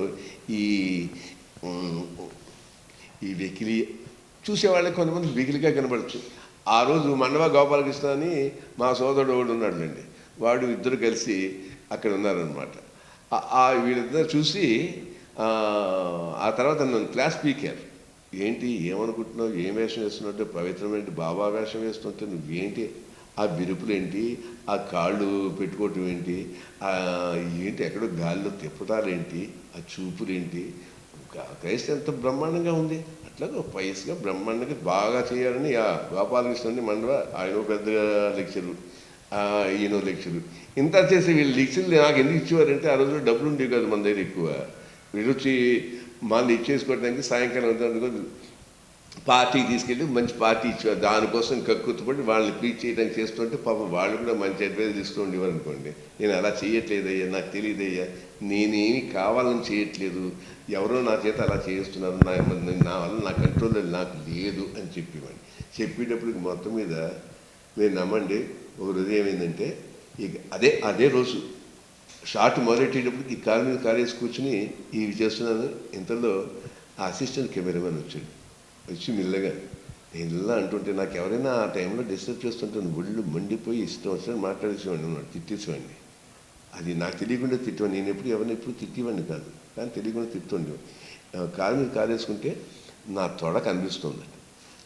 కెమెరామెన్ గారు చెప్తున్నారండి, మీ రైట్ హ్యాండ్ సైడ్ తొడ కనబడుతుందట అన్నాడు. అంటే తొడ కనపడకూడదా బాబు, తొడ కనబడదా? తొడ కనబడుతుంది, అలాగే తీస్తే తేలి అది మానేయండి అన్న. ఇంతలో ఏమైందంటే డైరెక్టర్ గారు వాసు గారు వచ్చారు. డైరెక్టర్ గారు నా తొడ కనబడుతుందంటే, బాబా తొడ కనబడదా? నేను ఫోటోలో చూసా, బాబా తొడ కనబడింది, కావాలి ఫోటో తీసి చూడండి అన్న. అవును కనబడుతుంది బాబా, ఏం తప్పు, మహానుభావుడు అంది ఇదా అలాగే అని అన్నారు ఆయన. ఆ షార్ట్ తీసి ఆ షార్ట్ అయిపోగానే మళ్ళీ జనాలు వచ్చేసారు. సన్నగా బక్కగా ఒక ఆయన, ఓల ముఖం, చిన్న ముఖం, బాగా తల మెరిసిపోయింది, స్లైట్గా ఈ హెయిర్ అంతా తెల్లంటులు ఎలా ఉన్నాయి, ఇంత ఇది ఒక ₹10 అంత బొట్టు పెట్టుకున్నాడండి. బొట్టు పెట్టుకుని ఆయన పక్కన ఆవిడ ₹1 అంత బొట్టు. ఇంకా చుట్టుపక్కల పిల్లలంతా మొత్తం మీద 10 మంది 15 మంది ఉన్నారు. ఏంటి, కూతుళ్ళు, కొడుకులు, కోడళ్ళు, ఇలాగ వాళ్ళ పిల్లలు సంత వీళ్ళంతా వచ్చి కూర్చుని ఆయన ఒక మాట అన్నాడండి, ఎప్పటికీ నేను మర్చిపోలేను. ఆయన ఆ రోజున పెద్ద ఏజీ, ఆయన బతుకున్నారో లేదో నాకు తెలీదు. బాబా షిరిడీ వదిలేసి వచ్చేసావా బాబా అన్నాడు. అప్పుడు షాక్ నాకు. ధర్మలా చూసా, ఆయన చూస్తే ఎంతో ముఖం ఎంతో కాంతితో ఉంది అన్న. చాలా బాగున్నావు బాబా, ఇక్కడే కొంతకాలం ఉంటావా బాబా? ఉండు బాబా ఉండు అని చెప్పాడు. నాకు అది ఒక బ్లెస్సింగ్. నేను అనుకుంటాను అసలు బాబాయే ఆ వేషంలో వచ్చి బ్లెస్ చేశాడేమో అని అప్పటికీ నాకు పెద్ద నమ్మకం వచ్చి, ఆయన అన్నమాట, షిరిడీ వదిలేసి ఇక్కడికి వచ్చేసావా బాబా? ఉండు బాబా, ఇక్కడ కొంతకాలం ఉండు అంటే ఆ పాత్రలో ఆ చుట్టుపక్కల కొంతకాలం నేను ఉండాలని దీవించారు. మామూలు మనకు తెలీదు, ఆ రూపంలో బాబా వచ్చి నన్ను దీవించాలని ఇప్పుడు నాకు బాగా, ఇప్పుడు ఈ క్షణంలో ఇప్పుడు నాకు కలిగింది. ఆ డైలాగ్ చెప్పాను, ఇది చెప్పి జరిగిన సంగతి తెలుసు, కానీ ఆయన అన్న మాటలకి ఇప్పుడు ఇది ఆయనే వచ్చి నన్ను ఆస్వాదించారు నాకు అనిపించింది. అలాగే ఇంకా ఆ సినిమా చేస్తుంటే అండి, ఒక్కొక్క సినిమాకి ఆయన గ్రేట్. ఎవరు, వాసు గారు, ఏమండి ఇలా చేయనా అంటే, బాబా నీకు దండం పెడతా, నేను అడగతా, నువ్వు ఎలా చేసుకుంటే అలా. నాకు ఇవాళ మేకపేగలు కావాలండి ఫ్రెష్గాను, మార్నింగే తెప్పిస్తాను. ఎందుకు బాబా? అవన్నీ లోపల ఆ రక్తం కూడా కడగకుండా అండి, అవన్నీ లోపల మింగేసి తీస్తానండి. బాబా వద్దు బాబా, లేదు మీరే చెప్పారు కదా నా ఇష్టం అన్నారు కదంటే, కానీ అలాగే చేసుకో, కానీ నువ్వు ఆ పని చేస్తున్నప్పుడు ఆ సీన్ చేసేటప్పుడు నేను రాను, నువ్వే ఎలా కావాలో తీయించుకో అని చెప్పాడు. న్యాచురల్గా ఆ మార్నింగ్ వచ్చినట్టుగా భావనారాయణ గారు ఆ మేకపేగులు ఇంత రక్తం తీసుకొచ్చేస్తే మీరు నమ్మండి, ఆ దీంట్లో తీసుకుని ఒకదానికి కొంచెం లింక్లాగా ఏర్పాటు చేసుకుని అన్నీ మింగేసి అలా ఒక్కొక్కటి లాగి అన్నమాట. అందరూను ఆ మేకపేగులు నేను మింగేసి రక్తంతో ఆ విధంగా ఎంత ఆశ్చర్యంగా చూశారంటే కొంతమందికి వాళ్ళ ఫేసులో అమ్మో బాబోయ్ అన్న ఒక విచిత్రమైన ఇది కనబడుతుంది. కానీ మనం వేస్తున్న ఒక పాత్ర, ఆ పాత్ర ఏం చేస్తుందో ఎలా చేస్తుందో ఆ పాత్రలో మనం విలీనం అవ్వాలి. కానీ ఆ పాత్రలో మనం కనబడకూడదు, ఆ పాత్రలో ఆ బాబా కనబడాలి. ఇవాళ ఏంటంటే మనం వేసే పాత్రలో మనం బాబా కనపడకుండా మనం కనపడితే గొప్పే ఉంది. విజయచంద్రులు కనపడకూడదు కదా. సక్సెస్ ఆఫ్ ఈ పాత్రలు వేయడంలో అదృష్టం ఏంటంటే నేను ఈ వేసిన ఏ పాత్రలో కూడా విజయచంద్ర కనపడ్డు, పాత్రే కనబడుతుంది. విజయచంద్ర ఎప్పటికీ కనబడ్డు, ఆ పాత్రలో పాత్ర కనబడుతుంది. అదృష్టంలో ఏ పాత్ర వేసినా ఆ పాత్రే కనపడేలాగా నేను నటించేలాగా ఆ కళామతల్లి నాకు ఇచ్చిన వరం, ప్రసాదం. అంతేకాకుండా ఇవాళ నన్ను అంటూ ఉంటారనమాట అండి చాలామంది. ఏమంటారంటే నిజంగా విజయచంద్ర గారు, మదర్ ఇగ్నీషియస్ క్రీస్తుకు నువ్వు దత్తపుత్రుడు బాబు అని మా మదర్ దగ్గరికి వచ్చి చెప్పింది. అలాగే ఒక ఆయన మా ఫాదరు మదరు వారు వచ్చి మా ఫాదరు బాబాలాగా ఉండేవారు అంటారు.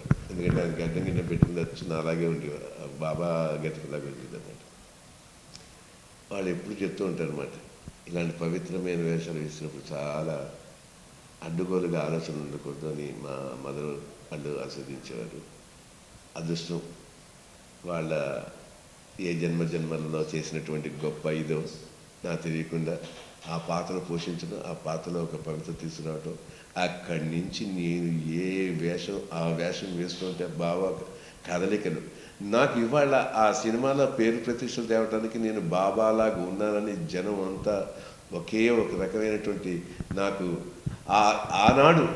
ఆనాటి నుంచి ఈనాటి వరకు కూడా బాబా అంటే విజయచంద్రుల అంటే బాబాను చూసుకుంటున్నాం అని ప్రతి ఒక్కరు చెప్తుంటే, నిన్న కాక మొన్న హైదరాబాద్ నుంచి నేను అమెరికా వెళ్ళి 25 ప్రోగ్రాం నుంచి ఒక్కడనే వెళ్ళాను. బాబా వీళ్ళు నీకు కార్యక్రమం చెప్తున్నాను, ఆ కార్యక్రమం నెరవేర్చాలి వీళ్ళు అంటే వెళ్ళి అక్కడ నేను కార్యక్రమాలు చేస్తుంటే అక్కడ లోకల్గా ఆర్టిస్టులని ప్రతి చోట కూడా 30 మంది 40 మందిని లోకల్ తెలుగు వాళ్ళని, హిందీ మాట్లాడేవాళ్ళని, తమిళ్ మాట్లాడేవాళ్ళని మొత్తం అంతా మన ఇండియన్స్ అందరూ కూడా వాళ్ళకి ట్రైనింగ్ ఇచ్చి నేను చేయిస్తుంటే ఒక అద్భుతం, బాబా నా చేత చేయించిన ఒక అద్భుతం. ఒకే ఒక మనిషిని వెళ్ళి కెమెరామెన్ లేకుండా ఎవరు లేకుండా కొన్ని యూట్యూబ్లో కూడా మీరు చూడొచ్చు.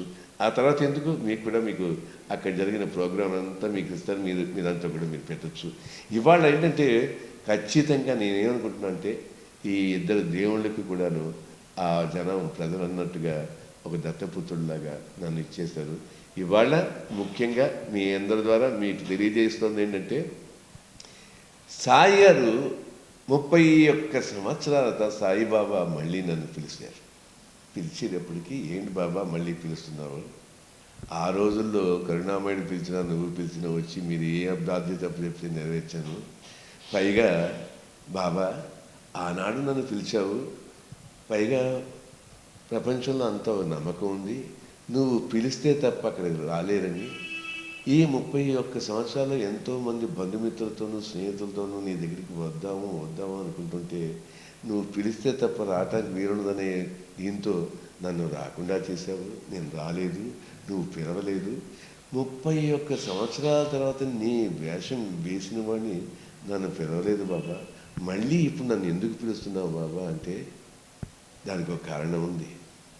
అప్పుడు నీ అవసరం ఉంది, పిలిచాను, ఆ అవసరం నువ్వు నెరవేర్చావు.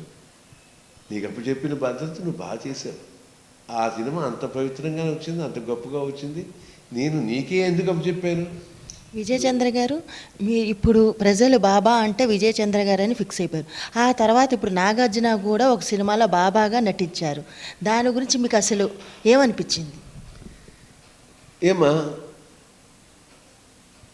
అయ్యో, ఇప్పుడు నేను మాట్లాడే మాటలు నా చేత బాబా గారు మాట్లాడించిందో లేకపోతే ఒక దీనిగా మాట్లాడుతున్నాను తప్ప, నాగార్జున మంచి ఆర్టిస్ట్, గొప్ప ఆర్టిస్ట్. ముఖ్యంగా నేను నాగేశ్వరరావు గారికి ఏకలవ్యుడు శిష్యున్నో ఆయన కుమారుడు. మొట్టమొదటి రోజు సినిమా ఆయన యాక్ట్ చేస్తుంటే నాగార్జున ఫ్లైట్లో కనబడితే, బాబు నువ్వు గొప్ప నటుడు అవ్వాలని ఫ్లైట్లో మధ్యలో కూర్చుని మా గురువు గారి పిల్లాడివి ఫస్ట్ పిక్చర్ గొప్పగా ఉండాలంటూ అప్పటి నుంచి ఇప్పటిదాకా కూడా అంటే నాగార్జున అన్న నాగేశ్వరరావు గారి కుటుంబం అన్న చాలా గొప్ప ఫీలింగ్ నాకు ఉంది. ఒక సందర్భంలో నేను అప్పుడు నేను ఫిలిం నగర్లో ఉన్న సందర్భంలో ఒకరోజు రాఘవేంద్రరావు గారు అటు వెళ్తూ నేను బయట నిలబడితే ఆపి, విజయచంద్ర వస్తాను నాతో వస్తావా మా సినిమా థియేటర్కి వెళ్దామంటే తప్పకుండా వస్తానని బట్లో నేను రెడీగానే ఉన్నాను. ఆయనతో వెళ్తే రాఘవేంద్రరావు గారు కృష్ణమోహన్ గారు నేను ఒకే ఏడాది వారు వేరే కాలేజీ నేను వేరే కాలేజీలో చదువుకున్నాం అనమాట. రాఘవేంద్రరావు గారు లైలా కాలేజీలో చదువుతున్నారు. కృష్ణమోహన్ నాకు బాగా క్లోజ్ ఫ్రెండ్. రాఘవేంద్రరావు గారు కూడా ఇదే, కానీ ఎక్కువ సినిమా ఇండస్ట్రీకి వచ్చిన తర్వాత ఆయనతో ఎక్కువ పరిచయాలు లేవు. But we know each other right from college level నుంచి. కృష్ణమోహన్ వారి బ్రదర్ ఉన్నారు, ఆయన నేను ఒరే అనుకునేంత ఫ్రెండ్షిప్ మాది. ఆయన స్టూడియోకి వెళ్ళిన తర్వాత నన్ను తీసుకెళ్ళి ఆయన మాటల్లో నేను చెప్తున్నాను, విజయచంద్రన్ నాకు బాబా అంటే చాలా ఇష్టం, ఆయన సినిమా నాకు తీయాలని చాలా కోరికగా ఉంది,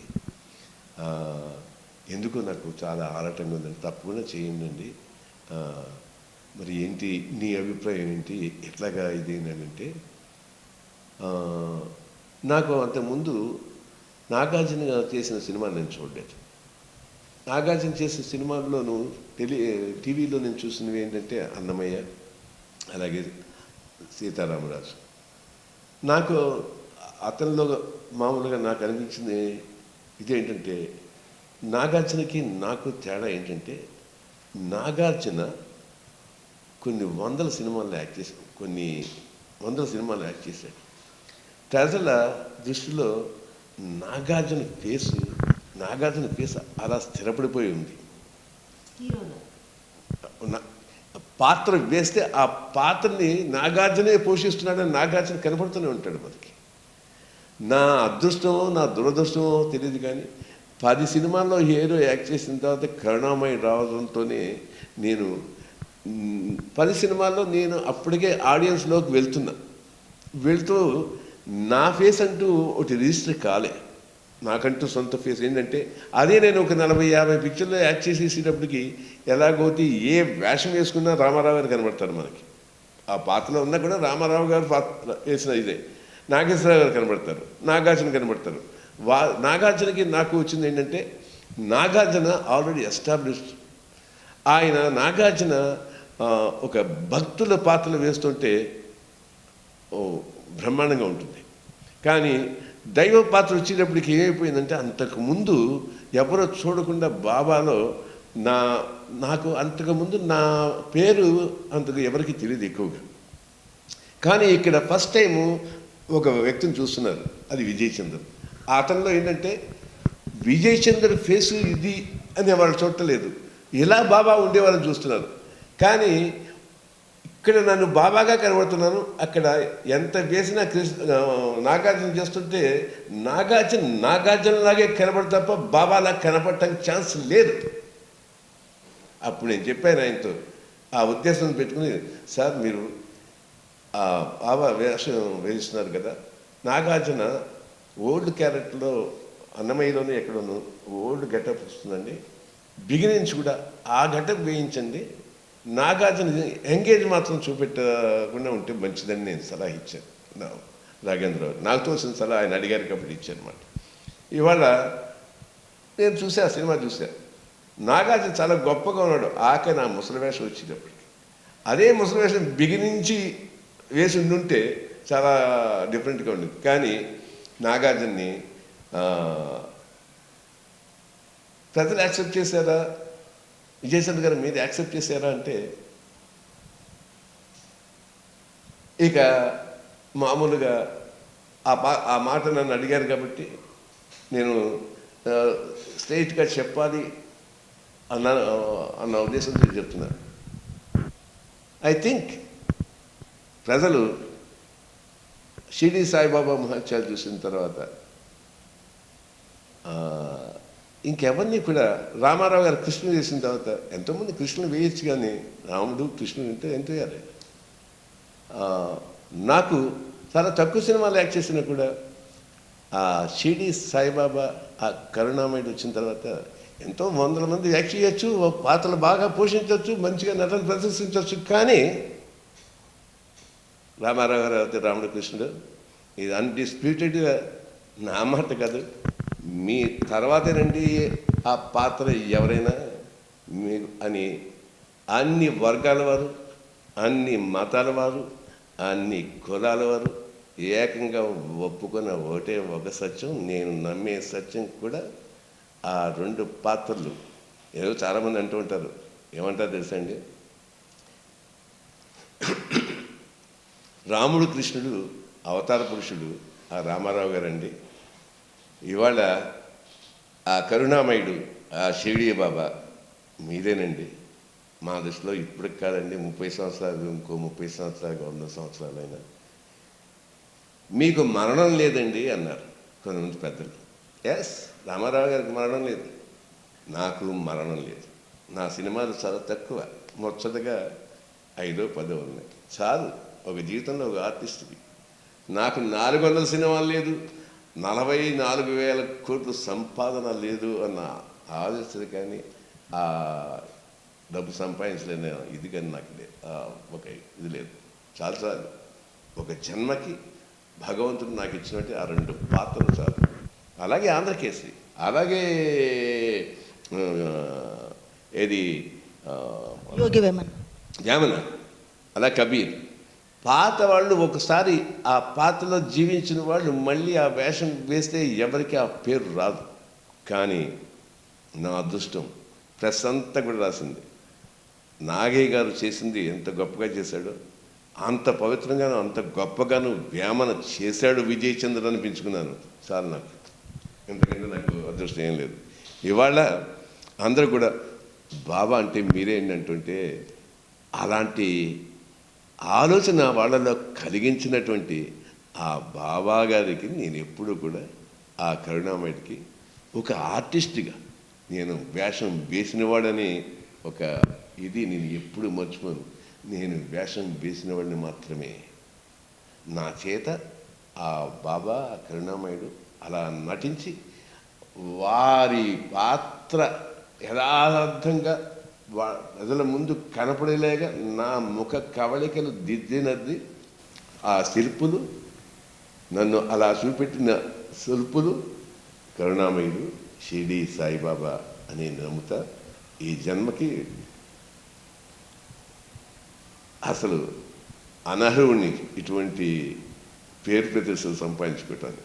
కానీ ఇంత ఎనలేని పేరు ప్రతిష్టలు సంపాదించటం నా ఇది కాదనుకుంటా, నా తల్లిదండ్రులు చేసుకున్నటువంటి ఏ జన్మ ఫలమో తెలీదు. అట్లాగే ఇటువంటి వరం ఇచ్చినటువంటి ఆ కరుణామయుడికి ఆ బాబాకి ఎప్పటికీ కృతజ్ఞుణ్ణి. ఇప్పుడు కొత్తగా బాబా నాకు అప్పచెప్పారు ఒక మహత్తరమైనటువంటి ఒక ఇది, సాయి నీ లీలలు. ఆయన నాతో చెప్పిన మాటలు స్వయంగా ఆయన నాకు నా మనసులో ఆయన నాటిన విత్తు. ఏమని చెప్పారంటే, సాయి నీ లీలలు అనే సినిమాని అత్యంత అద్భుతంగా నువ్వు రచన చేయి. నీ వెనకాల ఆ రోజు హేమద్ పంతు ఏ విధంగా అయితే నా లీలలో రాస్తున్నప్పుడు వెనకాలండి నేనే అతనికి అండగా నిలిచాను, ఈ సినిమాకి నేనే అండగా ఉంటా. నిన్ను వెనక ఉండి నడిపించను, నీ చేయి పట్టుకు నడిపిస్తా. ఈ సినిమా ఒక తెలుగు భాషలోను, హిందీ భాషలోను, తమిళ భాషలోను, కన్నడ భాషలోను, గుజరాతీలోను, మరాఠీలోనే కాదు, ఇంగ్లీష్లో, ఫ్రెంచ్లో, జర్మనీలో, స్పానిష్ లాంగ్వేజ్, చైనీస్, ఇంగ్లీష్, ఈ మతాలన్ని మతాల్లో కూడా ఆనాడు ఏ విధంగా అయితే గౌతమ బుద్ధుడి యొక్క చరిత్ర నాలో దిశలా ప్రపంచంలో వెళ్ళిందో అది నువ్వు చేయటానికి ఈ బాధ్యత నీకు అప్పచెప్తున్నానని ఆయన సాక్షాత్తు నాకు చెప్పారు. ఇది ప్రొసీడ్ అవ్వు, దేనికి వెనకంజ వేయకు, అన్నీ సమకూర్చేది నేనే, అని నాకు అభయం ఇచ్చి నన్ను ముందుకు నడిపిస్తున్నారు. ఇది యథార్థం, ముందుకు నడుస్తున్నాను. అసలు విజయచంద్ర గారు వేయటానికి ఒక్క నిమిషం, ఆ వేషం వేయటానికి నేను బాగుంటానో లేదో 80 పడిలో పడిపోయానే, నాకు ఇది వస్తుందో రాదో అనుకుంటే, నీకు ఆ వేషం వేసి ప్రజలు ఒప్పుకున్నారో లేదో నీకు కావాలి కదా, తెలుసుకోవాలి కదా. అందుకే ఒక్కడివే అమెరికా వెళ్ళు, అక్కడ ఈ వేషం వేసి జనం ఏమంటారో విను అంటే, అక్కడ అమెరికాలో 20 ప్రోగ్రాములు చేస్తే ఒక్కడనే వెళ్ళి అచ్చు సాయిబాబాలా ఉన్నారండి, అప్పటికంటే ఇప్పుడు తగ్గ వయసులో సాయిబాబాలా ఉన్నారు అని చెప్తారు. యూట్యూబ్లో ఉంది. ఇప్పుడు ఈ తెలుగు పాపులర్ టీంలో కూడా అవి కూడా అక్కడ తీసినట్టు కొన్ని ప్రోగ్రామ్స్ కూడా ఇస్తాను. మీరు కూడా ఆలోచించి అలాగ ఉన్నానా లేదా, ఒకవేళ నేను అలా లేను, బాబా లేను అని మీకు అనిపిస్తే ఖచ్చితంగా మీరు బాబాగా లేరు, వేయొద్దు అని చెప్పండి. నేను విజయచంద్ర గారు, మీరు ఒక కరుణామయుడు, ఒక బాబాగా మీరు చేశారు, భక్తి సినిమాలు చేశారు. మళ్ళీ ఇప్పుడు మీరు రాజకీయాల్లోకి వెళ్తున్నారు. అంటే బాబా వెళ్ళమన్నారా అంటే అసలు మీకు అది సెట్ అవుతుందంటారా? అసలు చూడమ్మా, అసలు మిమ్మల్ని ప్రజలు ఎలా రిసీవ్ చేసుకుంటారు? ఒక కరుణామయుడు బాబా చూసిన ప్రజలు ఇప్పుడు మిమ్మల్ని రాజకీయ నాయకులు ఎలా రిసీవ్ చేసుకుంటారు? బాబా గారు ఉన్నారు, కరుణామయుడు ఉన్నాడు. బాబా గారి దగ్గరికి, కరుణామయ్య దగ్గరికి ఒక భక్తులే వస్తున్నారు. ఎవరెవరు వస్తున్నారు? రాజకీయ నాయకులు వస్తున్నారు, అడ్డదోవల్లో వెళ్ళిపోయే రాజకీయ నాయకులు వస్తున్నారు, రకరకాలుగా మోసం చేసే రాజకీయ నాయకులు వస్తున్నారు. అందరూ అన్ని రకాల మనుషులు, ఉన్నవాళ్ళు, లేనివాళ్ళు, అత్యాశతో ఉన్నవాళ్ళు, మర్డర్ చేసిన వాళ్ళు, దొంగతనాలు చేసిన వాళ్ళు, దోపిడీలు చేసిన వాళ్ళు, అసలు పేదల్ని ఆనాటి నుంచి ఈనాటి దాకా ఒక రకంగా దోపిడీ చేస్తూనే వాళ్ళ జీవితాన్ని సర్వనాశనం చేసిన వాళ్ళు అందరూ కూడా ఆ బాబా దగ్గరికి వస్తూ ఉంటారు, ఆ కరుణామయ్య దగ్గరికి వెళ్తూ ఉంటారు. వాళ్ళు అలా వచ్చారు. నువ్వు ఈ వెధ పని చేస్తారా, ఈ నీచమైన పని చేస్తారా, ఎందుకు పనికిరాని వెధవరా, నువ్వు నా గమ్మ ఎక్కడం ఏంటా, నాన్ను ఆరాధించడం ఏంటా అని వదిలేస్తున్నాడా బాబా? ఎందుకు అందరినీ చేరదీస్తాడు? ఎందుకంటే వాళ్ళల్లో ఆయన బాధ్యత వాళ్ళని మార్చుకోవటానికి. ముందు తన దగ్గర రానిచ్చిన తర్వాత వాళ్ళని మార్పు ఇప్పించడానికి ఏ విధంగా ప్రయత్నం చేస్తాడో చేస్తూనే ఉంటాడు. కాబట్టి ఇది ఒక భగవంతుడికి పుట్టించిన ప్రతి వాళ్ళు చేసే పనులు అంటే రకరకాలుగా వృత్తులు చేస్తున్నారు, రకరకాల కార్యక్రమాలు చేస్తున్నారు, రకరకాల యాక్టివిటీస్ చేస్తున్నారు. ఒక వ్యాపారాలు చేస్తారు, ఇంకోటి చేస్తారు, రాజకీయాలు చేస్తారు, ప్రజలు పాలించి ఇది చేస్తుంటారు. అలానే ఈ బాబాకి వీళ్ళు రాజకీయాలు ఉన్నవాళ్ళంటే నా దగ్గర రాకూడదు, ఇలాంటి నిర్భయంగా అటువంటి ఆలోచనలు కానీ ఇంకోటి కానీ లేవు. కానీ ఒకటేంటంటే ఆయన ఈ మానవ సృష్టిలో ప్రతి ఒక్కరి గురించి ఆలోచిస్తాడు, ప్రతి ఒక్కరు బాగుండాలని ఆలోచిస్తాడు, ప్రతి ఒక్కరిలో ఒక మంచి మార్పు రావాలని ఆలోచిస్తాడు. అలా మార్పు తేవటానికి నాలాంటి వాళ్ళని ఆయన దృష్టిలో ఎందుకు పనికిరాని నాలాంటి వాళ్ళని కూడా ఎన్నుకుని, నీ చేత నా రూపంలో కొన్ని చెప్పించాలనుకుంటున్నాను రా ప్రజలకి, వాళ్ళని మార్పు నీ చేత చెప్పించాలని నన్ను ఎన్నుకున్నాడని నేను అనుకుంటున్నాను. అంతేకాకుండా ఇంకొక సంగతి కూడా మనం గుర్తుంచుకోవాలి.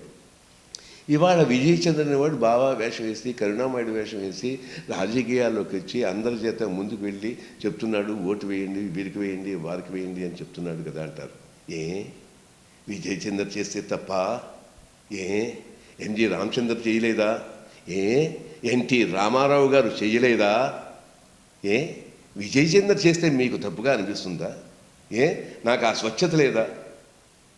అసలు ఇప్పుడు వీరందరికీ ఎవరైతే లేదు విజయచంద్రకి చెప్పడానికి, బాబా వేషాలు చెప్పడానికి లేదు అనుకున్న వాళ్ళు తెలుసుకోవాల్సిన విషయం ఏంటంటే, ఇది మా వంశం, రాజకీయ వంశం చెప్పుకుంటే ఘనులు ఈ ప్రజల కోసం, ప్రజాక్షేమం కోసం, ప్రజల యొక్క అభ్యుతి కోసం, ప్రజలంతా బాగుండాలి, దేశం అంతా బాగుండాలి, స్వచ్ఛమైన భారతదేశం రావాలి, గొప్ప దేశంగా మర్చుకుందాం, ఆ స్వతంత్రం సంపాదించుకున్నాం అన్న వంశం నుంచి వచ్చిన వాళ్ళు ఎంతమంది ఇప్పుడు రాజకీయ నాయకులుగా ఉన్నారు.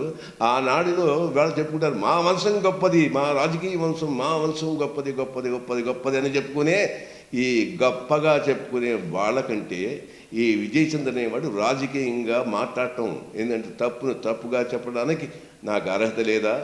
ఆంధ్రకేసరి టంగుటూరి ప్రకాశం పంతులు మనవడిగా నాకు ఆ అర్హత లేదా? ఉంది. ఎవరు అవునన్నా ఎవరు కాదనుకున్నా నేను నమ్మిన సత్యాన్ని చెప్పి తీరి ఆ రోజు రామారావు గారు ఎలాగైతే ఆ కాంగ్రెస్ పార్టీని ఉన్నటువంటి పరిస్థితుల్ని ఎండగట్టారో ఇవాళ అలాగే ఎవరైతే మనుషుల్ని మోసం చేస్తే అదే రామారావు గారు ఇన్ని రకాలుగా మోసపోయారో ఒకవేళ అవసరం అయితే అవి కూడా వేలెత్తి చూపెట్టి ఎవరికి భయం పడకుండా నిర్భరంగా చెప్తా.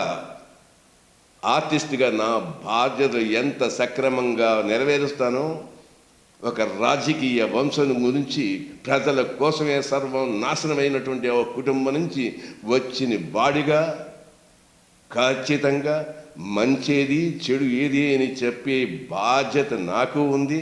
ఇవాళ నేను ఎంచుకున్న దారి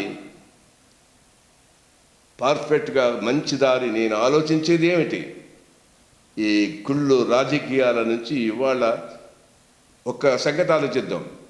ప్రపంచంలో ఎక్కడ చూసినా సరే ఒబామా 40 సంవత్సరాలకి ఎంపీ ప్రెసిడెంట్ అయ్యాడు. క్యామరూన్ అలాగే ఒక లేడీ అందరూ కూడా 40-45 సంవత్సరాలు ఒకే దేశానికి పరిపాలకులు అయ్యారు. ఇవాళ యంగ్ జనరేషన్లో ఐక్యూ ఎంత అద్భుతంగా ఉంది. ఒక్కొక్కళ్ళకి కులాలు మర్చిపోతే ఒక్కొక్కళ్ళు ఎన్ని సాధిస్తున్నారు. ఇవాళ చూసుకుంటే ఇవాళ మైక్రోసాఫ్ట్, ఇంకోటి పిచ్చయ్య మన సత్య, ఇట్లాంటి ఎంత గొప్ప గొప్ప వాళ్ళు తయారవుతున్నారు యంగ్ జనరేషన్. నాకు తెలియగలుగుతాను ఎందుకు ఈ రాజకీయాల్లోనే 60-70-50 సంవత్సరాలతో అక్కడే కుట్టుమిట్లాడుతూ ఆ సీరును పట్టుకుని వేలాడుతూ కాలిపోయే తన శవాల మీద కూడా ఆ కుర్చీలో వేసుకోవాలని తాపత్రపడి వీళ్ళెందుకు ఉండాలనే ఒకే ఒక పాయింట్తో యంగ్ జనరేషన్ వాడు మంచివాడా చెడ్డవాడా కాదు, ఎందుకంటే మంచి చెడ్డలు అది నిరూపించగల శక్తి మనకు కాదు. ఇవాళ ఛాలెంజ్ చేస్తున్నా. ఇవాళ పవన్ కళ్యాణ్ వస్తున్నాడు రాజకీయాల్లోకి వస్తుంటే వెల్కమ్ టు పవన్ కళ్యాణ్. అదే లోకేష్ వస్తున్నాడంటే వెల్కమ్, రండి, మీ దమ్ము ఎంత ఉందో తెచ్చుకోండి, ప్రజల్లోకి వెళ్ళండి. మీ స్వయంగా మీ ఐక్యూ చాలా గొప్పది. ఇవాళ ఈ ముసలి రాజకీయ నాయకులు వారి యొక్క అనుభవాలు ఏమైనా ఉంటే పెద్దలకి మంచిగా ఉన్న యువతరానికి వెనకాల నుంచి చెప్పవలసిందే. కానీ ప్రపంచంలో వాళ్ళ మీరు సినిమా ఇండస్ట్రీ చూసుకోండి, యంగ్ జనరేషన్, అదే టీవీ ఇండస్ట్రీ చూసుకోండి, యంగ్ జనరేషన్, పోలీస్ డిపార్ట్మెంట్ తీసుకోండి, అంతా 40 లోపునే పెద్ద పోస్టుల్లో ఉన్నారు. బ్యాంక్స్లో చూసుకోండి, ఇలా చూసుకోండి, సమస్తమైన వాటిల్లో కూడా young generation, the IQ of the people is completely different. అలాంటి వాళ్ళు పరిపాలిస్తున్నప్పుడు the reins of ruling of this country must be given to the young generation below 45-50 లోపల ఉన్న వాళ్ళకి ఇవ్వవలసిన బాధ్యత ఈ 60-70 ఏళ్లలో పరిపాలించేంత వరకు మార్పు తెస్తామని ఏమీ చెయ్యలేని సన్నాసుల చేతుల్లో ఉండడానికి వీల్లేదు. ఇదే ప్రకాశం పంతులు మనవడిగా చెప్తున్న, దమ్మున నాయకుడు మనవడిగా చెప్తున్నా. ఎవ్వరు ఏమనుకున్నా సరే చేసి తీరుతా. నాకు జగన్ పార్టీలో ఉన్నాను, చచ్చేదాకా జగన్కే నా ఓటు వేయాలని కొత్త మార్పు రావాలా అంటే లోకేష్ వస్తే వెల్కమ్, కమాన్ లోకేష్, నీ దమ్ము ధైర్యం వచ్చి ప్రజలు తిరిగి చూపెట్టు. అదే పవన్ రా, ఐ వెల్కమ్ యూ. యంగ్ జనరేషన్లో మీ శక్తి ఏంటో, మీ ఆలోచనలు ఏంటో మీరు తండ్రి చూపెట్టుకోండి.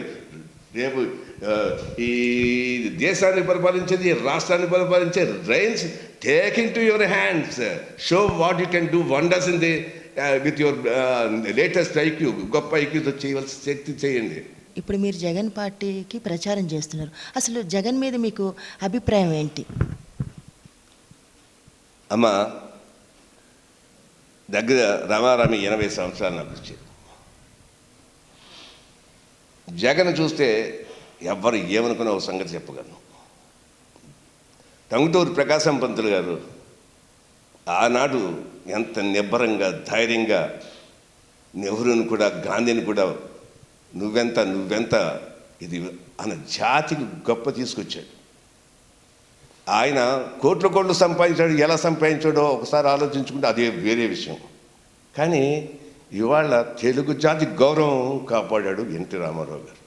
తెలుగు వాడికి అడ్రస్ లేకుండా మాట్లాడుకున్న రోజుల్లో ఒక గౌరవం కాపాడినటువంటి ఇది యథార్థాలు, ఇవి చరిత్ర, దీన్ని ఎవడు కాదనలేరు. కానీ ఆ తర్వాత ఇవాళ నేను ఈయన్ని గొప్పగా ఎందుకు చెప్తున్నానంటే, యంగ్ డైనమిక్ తండ్రి పోయిన తర్వాత మొత్తం అందరూ కూడా నువ్వే చీఫ్ మినిస్టర్, నువ్వే చూపిస్తున్న సంతకాలు పెట్టినప్పుడు ఎలా ఉన్నాడు, ఆ తర్వాత చేసిన తర్వాత నిబ్బరానికి మాడామా తిప్పకుండా ముందుకు అడుగు వేసేవాడు. అంతేకాకుండా చెప్పింది చేస్తానని చెప్పింది చేసే దమ్ము సత్తువ కలవాడు, కమిట్మెంట్ ఉన్నవాడు, గుండె ధైర్యం ఉన్నవాడు. ఎటువంటి సిచ్యువేషన్ సరే నిబ్బరంగా నవ్వుతో ఎదుర్కోగల శక్తివంతుడు జగన్ అని నేను నమ్మా. అందుకే అతని వెనకాల ఉండటమే కాదు, అతన్ని కోసం ఎంత దూరమైనా వెళ్తా.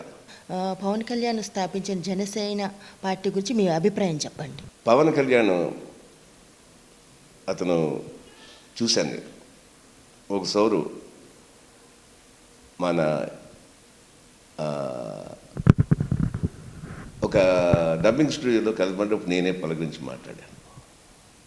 అతనిలో ఒక రకమైనటువంటి గొప్ప గుణం ఒకటి ఉంది. అతనికి కూడా ఏదో మార్పు కోసం ఆలోచన తపన పడతాడు. అతన్ని ఇప్పుడున్న పరిస్థితుల్లో ఫుల్ ఫ్లెడ్జ్డ్గా రాజకీయాలకు రావాల్సిన అవసరం లేదు.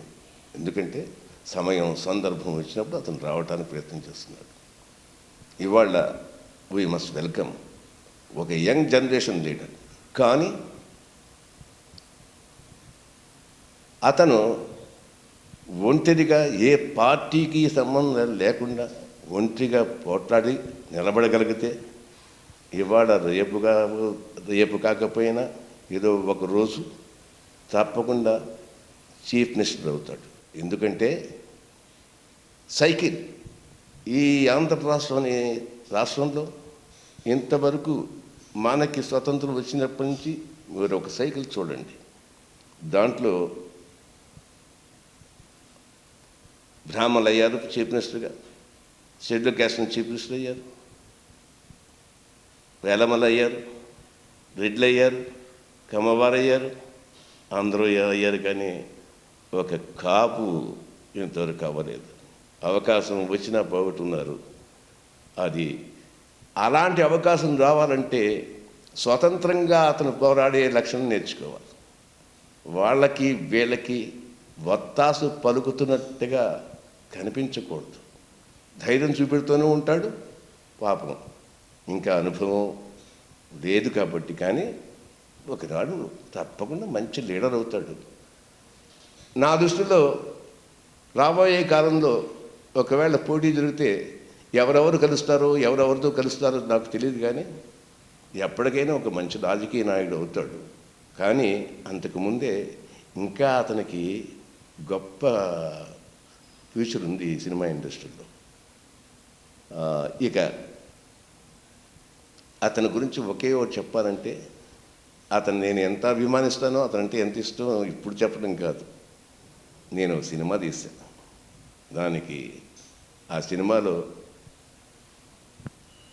పవన్ స్టార్ మీదే పాట పెట్టి స్టూడెంట్స్ 9 పవన్ అంటే పడి చస్తారు 9 అంటే పాట కూడా పెట్టినంత అభిమానం నాకు ఉంది. అందుకని అతను ఉండాలి. ఇంకా ఏంటంటే జనంలో రకమైనటువంటి సద్విమర్శల్ని ఆయనకి చెప్పేవాళ్ళు ఇంకా తక్కువగా కనబడుతున్నారు.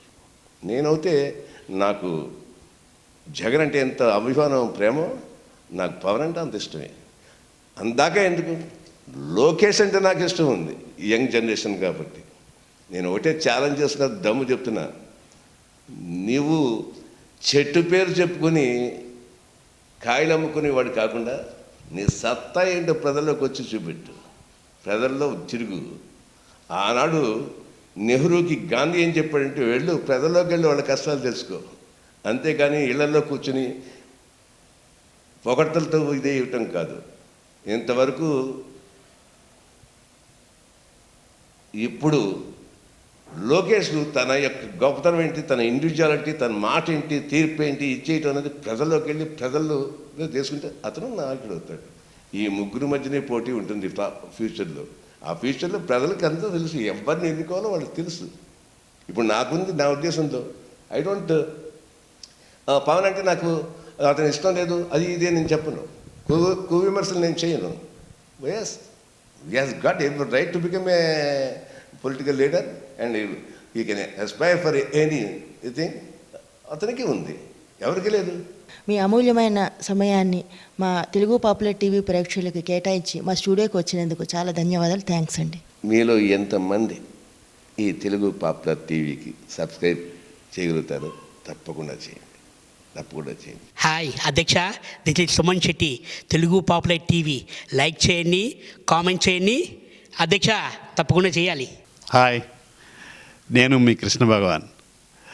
Please subscribe Telugu popular TV.